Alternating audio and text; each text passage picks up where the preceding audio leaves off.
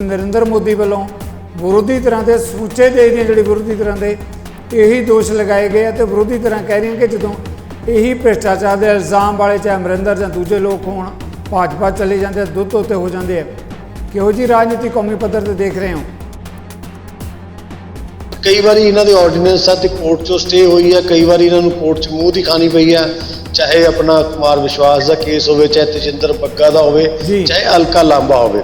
तो आप एक मोटे मोटे तौर पर गल कह सकते हैं कि ये सरकार हर एजेंसी को मिसयूज करके गैर संविधानिक काम कर रही है। खोखलियां गल्लां ने सारियां एजेंसीज नू बीजेपी किवें यूज करदी है ओपोजिशन के खिलाफ, किस तरीके दे नाल डेमोक्रेसी दी, फैडरल स्ट्रक्चर दी, कॉन्स्टिट्यूशन नू तोड़न दियां कवायतां ते साजिशां बीजेपी सरकार ने कीतियां ने। आपां सारे भली भांति वाकिफ हां किस तरीके दे नाल मध्य प्रदेश की सरकार तोड़ी गई, पहला कर्नाटका दी तोड़ी गई, महाराष्ट्र दे विच ਵੱਡਾ ਚੈਲੰਜ ਜਿਹੜਾ ਮੋਦੀ ਸਾਹਿਬ ਨੂੰ ਦੇਣ ਦੀ ਕੋਸ਼ਿਸ਼ ਕਰ ਰਹੇ ਹੈ ਤੇ ਕਿੰਨੀ ਕਾਮਯਾਬੀ ਇਹਨਾਂ ਨੂੰ ਮਿਲੇਗੀ ਇਹ ਸਮਾਂ ਦੱਸੇਗਾ। ਲੇਕਿਨ ਫਿਲਹਾਲ ਮੇਰੀ ਆਪਣੀ ਪਰਸਨਲ ਜੇ ਤੁਸੀਂ ਮੇਰੀ ਗੱਲ ਕਰੋਗੇ ਤਾਂ ਮੈਂ ਸਮਝਦਾ ਕਿ ਮੋਦੀ ਸਾਹਿਬ ਕਾਫੀ ਉਹਨਾਂ ਦੀ ਪਕੜ ਜਿਹੜੀ ਮਜ਼ਬੂਤ ਹੈਗੀ ਹੈ ਇੰਡੀਅਨ ਪੋਲਿਟਿਕਸ ਦੇ ਵਿੱਚ ਤੇ ਜਿਹੜੀ ਵਿਰੋਧੀ ਧਿਰਾਂ ਹੈਗੀਆਂ ਅਜੇ ਉਹ ਸਟੇਚਰ ਤੇ ਕੋਈ ਐਸਾ ਲੀਡਰ ਸ਼ੋਅ ਨਹੀਂ ਕਰ ਪਾ ਰਹੀਆਂ ਕਿ ਵੀ ਜਿਹੜਾ ਉਹਨਾਂ ਨੂੰ ਚੈਲੰਜ ਕਰ ਸਕੇ। ਉਹ ਕਹਿੰਦੇ ਜਿੱਥੇ ਜਿੱਥੇ ਗਵਰਨਰ ਜਿਹੜਾ ਹੈਗਾ ਦੂਜੀਆਂ ਸਰਕਾਰਾਂ ਜਿਹੜੀਆਂ ਕਿ ਭਾਜਪਾ ਦੇ खिलाफ है ਜਾਂ भाजपा के नाल नहीं हैगियां उन्होंने गवर्नर के राही जिहड़ा है परेशान किया जाता है। बीजेपी लोकतंत्र नूं खत्म कर रही है ते तानाशाही वल वध रही है। मोदी जी आपदे आप नूं प्रधानमंत्री नहीं राजा समझण लग गए ने ते देश दे लोकां नूं प्रजा। ਜਦੋਂ ਮੁੱਖ ਮੰਤਰੀ ਸੰਵਿਧਾਨ ਮੁਤਾਬਕ ਕੰਮ ਨਹੀਂ ਕਰਨਗੇ ਤਾਂ ਗਵਰਨਰ ਸਾਹਿਬ ਉਹਦੇ ਤੇ ਕੁਐਸਚਨ ਖੜਾ ਕਰ ਸਕਦੇ ਨੇ। ਤੇ ਜਿਹੜਾ ਗਵਰਨਰ ਸਾਹਿਬ ਨੇ ਉਹਨਾਂ ਨੂੰ ਲਿਖ ਕੇ ਭੇਜਿਆ ਜਾਂ ਜੋ ਉਹਨਾਂ ਨੇ ਕਿਹਾ ਕਿ ਤੁਸੀਂ ਮੈਨੂੰ ਇਹ ਜਾਪਦਾ ਕਿ ਤੁਸੀਂ ਇਹ ਕੰਮ ਜਿਹੜਾ ਵਾ ਸੰਵਿਧਾਨ ਮੁਤਾਬਕ ਨਹੀਂ ਕੀਤਾ ਤਾਂ ਉਹਨਾਂ ਨੇ ਉਸ ਤੇ ਕਾਨੂੰਨੀ ਰਾਏ ਮੰਗੀ ਔਰ ਮੈਂ ਸਮਝਦਾ ਕਿ ਇਹ ਗਵਰਨਰ ਦੇ ਅਧਿਕਾਰ ਖੇਤਰ 'ਚ ਆ। ਇੱਕ ਦਿਨ ਪਹਿਲਾਂ ਕਹਿੰਦੇ ਨੇ ਅਜੀਤ ਪਵਾਰ ਨੇ बहुत ਵੱਡੇ ਘੁਟਾਲੇ ਕੀਤੇ ਨੇ, ਭ੍ਰਸ਼ਟਾਚਾਰੀ ਬਖਸ਼ਿਆ ਨਹੀਂ ਜਾਏਗਾ। ਅਗਲੇ ਦਿਨ ਇਹਨਾਂ ਦੀ ਵਾਸ਼ਿੰਗ ਮਸ਼ੀਨ 'ਚ ਪੈ ਕੇ ਉਹੀ ਇਹਨਾਂ ਦਾ ਡਿਪਟੀ ਸੀਐਮ ਬਣ ਜਾਂਦਾ ਹੈ। ਕਿ ਭਗਵੰਤ ਮਾਨ ਜੀ ਨੇ ਟਵੀਟ ਕਰਤਾ ਕਿ ਬਾਦਲਾਂ ਕੋਲ ਮੈਂ ਗੁਰਬਾਣੀ ਚੈਨਲ ਜਿਹੜਾ ਨਹੀਂ ਜਾਣਦਾਗਾ ਪ੍ਰਸਾਰਨ ਇਹ ਫ੍ਰੀ ਫॉर ਆਲ ਹੋਣਾ ਚਾਹੀਦਾ ਹੈ। ਤੇ ਦੂਜੇ ਪਾਸੇ 'ਚ ਦੇਖੀਏ ਬਾਦਲ ਵੀ ਨਹੀਂ ਹਟ ਰਹੇ, ਉਹਨਾਂ ਨੇ YouTube ਚੈਨਲ ਜਿਹੜਾ ਬਣਾਇਆ ਉਹ ਵੀ ਉਹਨਾਂ ਨੇ ਆਪਣੇ ਆਪ ਨੂੰ ਹੀ ਦੇ ਲਿਆ। ਜਿਹੜੇ ਮਤਲਬ ਰਾਈਟਸ ਹੈਗੇ ਉਹ ਉਹਨਾਂ ਨੂੰ ਹੀ ਦੇ ਲਿਆ ਜਿਨ੍ਹਾਂ ਦੇ ਡਾਇਰੈਕਟਰ ਜਿਹੜੇ ਆ ਨੰਨੀ ਸ਼ਾਹ ਦੇ ਡਾਇਰੈਕਟਰ ਵੀ ਸੇਮ ਵਿੱਚ ਹੈਗੇ ਆ ਤੇ ਕੰਪਨੀ ਵੀ ਉਹੀ ਹੈ ਤੇ ਸਿਰਫ ਨਾਮ ਇੱਕ ਦੋ ਚੇਂਜ ਕਰਕੇ ਉਹ ਵੀ ਗੁਰਬਾਣੀ ਪ੍ਰਸਾਰਨ ਨੂੰ ਛੱਡਣ ਲਈ ਤਿਆਰ ਨਹੀਂ ਹੈ। ਸੋ ਇਹ ਜਿਹੜੀ ਗੱਲ ਹੈਗੀ ਹੈ ਇਹ ਗੱਲ ਛੋਟੀ ਨਹੀਂ ਹੈ, ਉਹਦੇ ਵਿੱਚ ਵੱਡਾ ਬਿਜ਼ਨਸ ਇਨਵੋਲਵਡ ਹੈ ਤੇ ਭਗਵੰਤ ਮਾਨ ਚਾਹੁੰਦਾ ਕਿ ਉਹ ਬਿਜ਼ਨਸ ਉਹਨਾਂ ਕੋਲ ਖੋਇਆ ਜਾਵੇ ਤੇ ਉਹ ਕਹਿ ਰਹੇ ਅਸੀਂ ਇਹ ਬਿਜ਼ਨਸ ਛੱਡਣਾ ਨਹੀਂ ਹੈ। ਇਹਨਾਂ ਦਾ ਬਹੁਤ ਵੱਡਾ ਵਹਿਮ ਆ, ਇਹਨਾਂ ਨੂੰ ਇਹ ਲੱਗਦਾ ਵਾ ਵੀ ਸ਼ਾਇਦ ਰਾਹੁਲ ਗਾਂਧੀ ਦੇ ਅੱਗੇ ਪਿੱਛੇ ਸਾਰੇ ਆ ਜਾਣਗੇ। ਦੇਖੋ ਇਹਨਾਂ ਦਾ ਡਰ ਕਿੱਥੇ ਆ। ਰਾਹੁਲ ਗਾਂਧੀ ਜੀ ਨੂੰ ਇੱਕ ਕੇਸ 'ਚ ਸਜ਼ਾ ਹੋ ਚੁੱਕੀ ਆ, ਹਾਈ ਕੋਰਟ ਤੱਕ ਕੋਈ ਰਿਲੀਫ ਨਹੀਂ ਮਿਲਿਆ, ਸੁਪਰੀਮ ਕੋਰਟ 'ਚ ਮਿਲਣ ਦੀ ਸੰਭਾਵਨਾ ਨਹੀਂ, ਉਹਨਾਂ ਦਾ ਜੇਲ੍ਹ ਜਾਣਾ ਤੈਅ ਆ।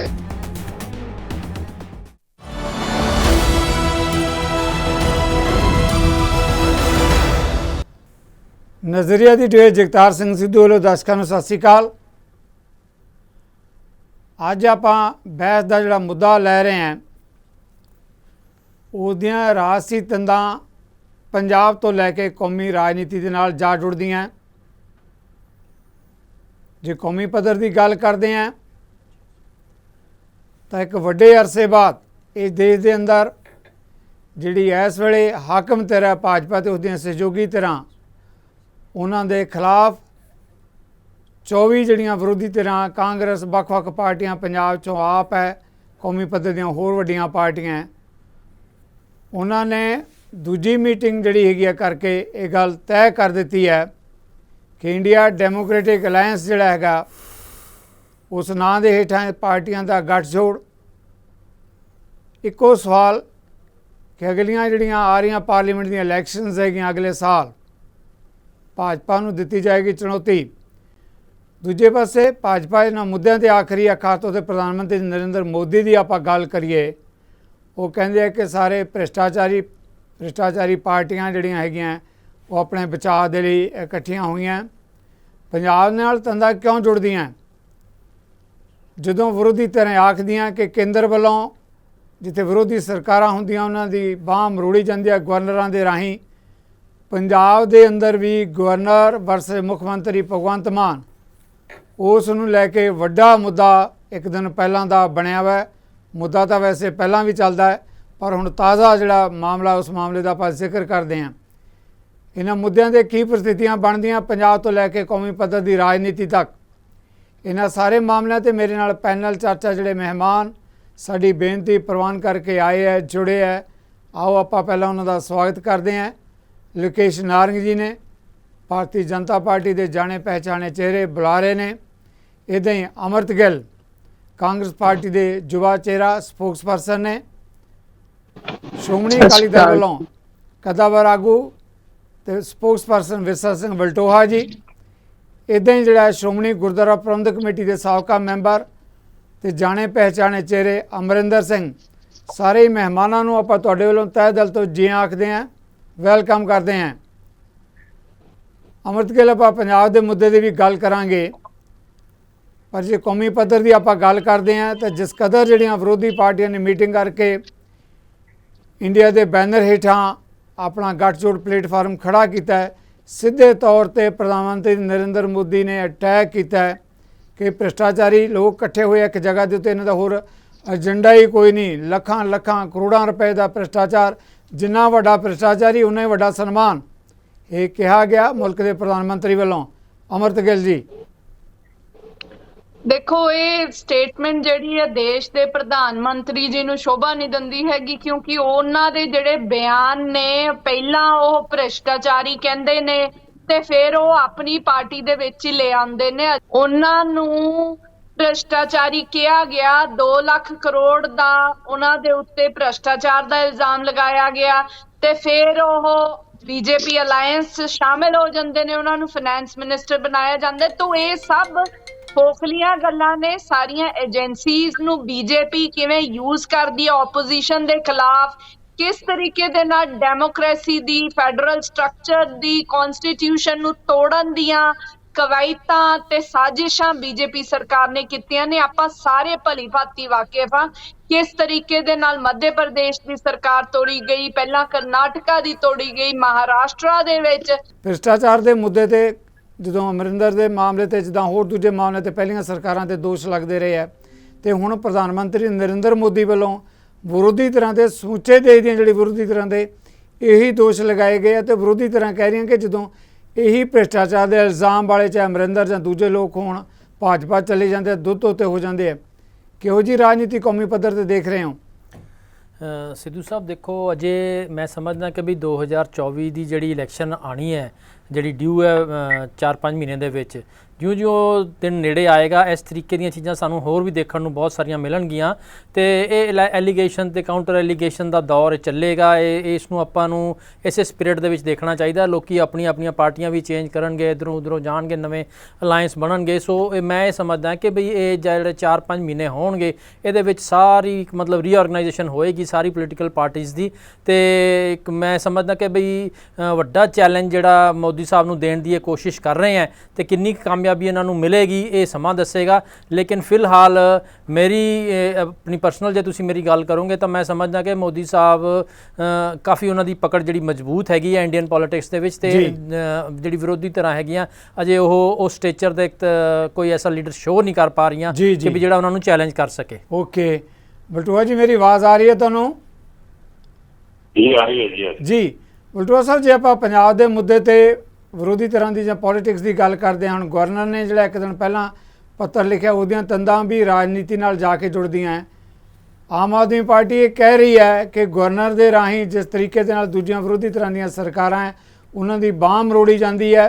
ਗਵਰਨਰ ਨੇ ਕਿਸ ਕਦਰ ਜਿਹੜਾ ਇੱਕ ਵਿਧਾਨ ਸਭਾ ਦਾ ਸੈਸ਼ਨ ਬੁਲਾਇਆ ਗਿਆ, ਉਹ ਸੈਸ਼ਨ ਹੋ ਚੁੱਕਾ ਹੈ, ਉਹਦੇ 4 ਬਿੱਲ ਪਾਸ ਹੋ ਚੁੱਕੇ ਹੈ ਤੇ ਹੁਣ ਗਵਰਨਰ ਵੱਲੋਂ ਪੱਤਰ ਲਿਖ ਕੇ ਕਿਹਾ ਗਿਆ ਕਿ ਜਿਹੜਾ ਸੈਸ਼ਨ ਬੁਲਾਇਆ ਗਿਆ ਕਾਨੂੰਨੀ ਤੌਰ ਤੇ ਵੀ ਇਹਦੇ 'ਚ ਬਹੁਤ ਵੱਡੀਆਂ ਖਾਮੀਆਂ ਤੇ ਜਿੱਥੋਂ ਤੱਕ ਵਿਧੀ ਵਿਧਾਨ ਦਾ ਸਵਾਲ ਹੈ ਉਹਦੇ ਤੇ ਵੀ ਇਹ ਖਰਾ ਨਹੀਂ ਉਤਰਦਾ। ਪਰ ਵਿਰੋਧੀ ਧਿਰਾਂ ਦਾ ਕਹਿਣਾ ਹੈ ਕਿ ਜਾਣ-ਬੁੱਝ ਕੇ ਇਹੀ ਨੀਤੀ ਹੈ ਜਿਹੜੀ ਕੌਮੀ ਪੱਧਰ ਤੇ, ਇਹੀ ਨੀਤੀ ਸੂਬਾ ਪੱਧਰ ਤੇ ਹਾਕਮ ਧਿਰ ਵੱਲੋਂ, ਨਰਿੰਦਰ ਮੋਦੀ ਤੇ ਭਾਜਪਾ ਵੱਲੋਂ ਅਪਣਾਈ ਜਾ ਰਹੀ ਹੈ। ਜੀ ਬਲਟੋਹਾ ਜੀ। ਦੇਖੋ ਸਿੱਧੂ ਸਾਹਿਬ ਨੂੰ ਬੇਨਤੀ ਕਰਾਂ ਕਿ ਵਿਧਾਨ ਸਭਾ ਦੇ ਨਾਲ ਤੁਹਾਡਾ ਵੀ ਬੜਾ ਵਾਰ ਹੈ ਤੇ ਵਿਧਾਨ ਸਭਾ 'ਚ 10 ਸਾਲ ਬਤੌਰ MLA ਮੈਨੂੰ ਵੀ ਕੰਮ ਕਰਨ ਦਾ ਮੌਕਾ ਮਿਲਿਆ। ਵਿਧਾਨ ਸਭਾ ਕਿਸੇ ਪ੍ਰੋਸੀਜਰ ਦੇ ਤਹਿਤ ਚੱਲਦੀ ਹੈ, ਉਹਦਾ ਕੋਈ ਵਿਧਾਨ ਹੈ, ਕੋਈ ਸੰਵਿਧਾਨ ਹੈ, ਕੋਈ ਕਾਨੂੰਨ ਹੈ, ਕੋਈ ਮਰਿਆਦਾ ਹੈ। ਤੇ ਸਾਡੇ ਦੇਸ਼ 'ਚ ਵੀ ਨਹੀਂ, ਵਿਦੇਸ਼ਾਂ 'ਚ ਵੀ ਕਈ ਜਿਹੜੇ ਕੰਮ ਨੇ ਸਰਕਾਰੀ ਕਹਿ ਲਈਏ, ਵਿਧਾਨਕ ਕਹਿ ਲਈਏ, ਪਰੰਪਰਾਵਾਂ ਦੇ ਮੁਤਾਬਕ ਚੱਲਦੇ ਨੇ। ਤੇ ਜੇ ਹੁਣ ਤੁਸੀਂ ਕਹਿ ਦਿਓ ਕਿ ਅਸੀਂ ਬਦਲਾਅ ਦੇ ਮੁਤਾਬਕ ਨਾ ਕਿਸੇ ਵਿਧਾਨ ਨੂੰ ਮੰਨਦੇ ਆ, ਨਾ ਕਿਸੇ ਪ੍ਰੋਸੀਜਰ ਨੂੰ ਮੰਨਦੇ ਆ, ਤੇ ਨਾ ਕਿਸੇ ਪਰੰਪਰਾ ਨੂੰ ਮੰਨਦੇ ਆ, ਤੇ ਫਿਰ ਤੇ ਰੱਬ ਹੀ ਰੱਖਾ ਨਾ। ਹੁਣ ਗੱਲ ਕੀ ਹੈ ਕਿ ਜਦੋਂ ਵੀ ਕੋਈ ਸੈਸ਼ਨ ਬੁਲਾਉਣਾ ਹੈ, ਸਰਕਾਰ ਦਾ ਅਧਿਕਾਰ ਹੈ, ਉਹ ਬੁਲਾ ਸਕਦੀ ਹੈ, ਔਰ ਉਸ ਬੁਲਾਏ ਹੋਏ ਸੈਸ਼ਨ ਨੂੰ ਪ੍ਰਵਾਨਗੀ ਦੇਣਾ ਇਹ ਗਵਰਨਰ ਸਾਹਿਬ ਦਾ ਫਰਜ਼ ਬਣਦਾ ਹੈ। ਪਰ ਏਜੰਡਾ ਦੱਸਣਾ ਪਊ।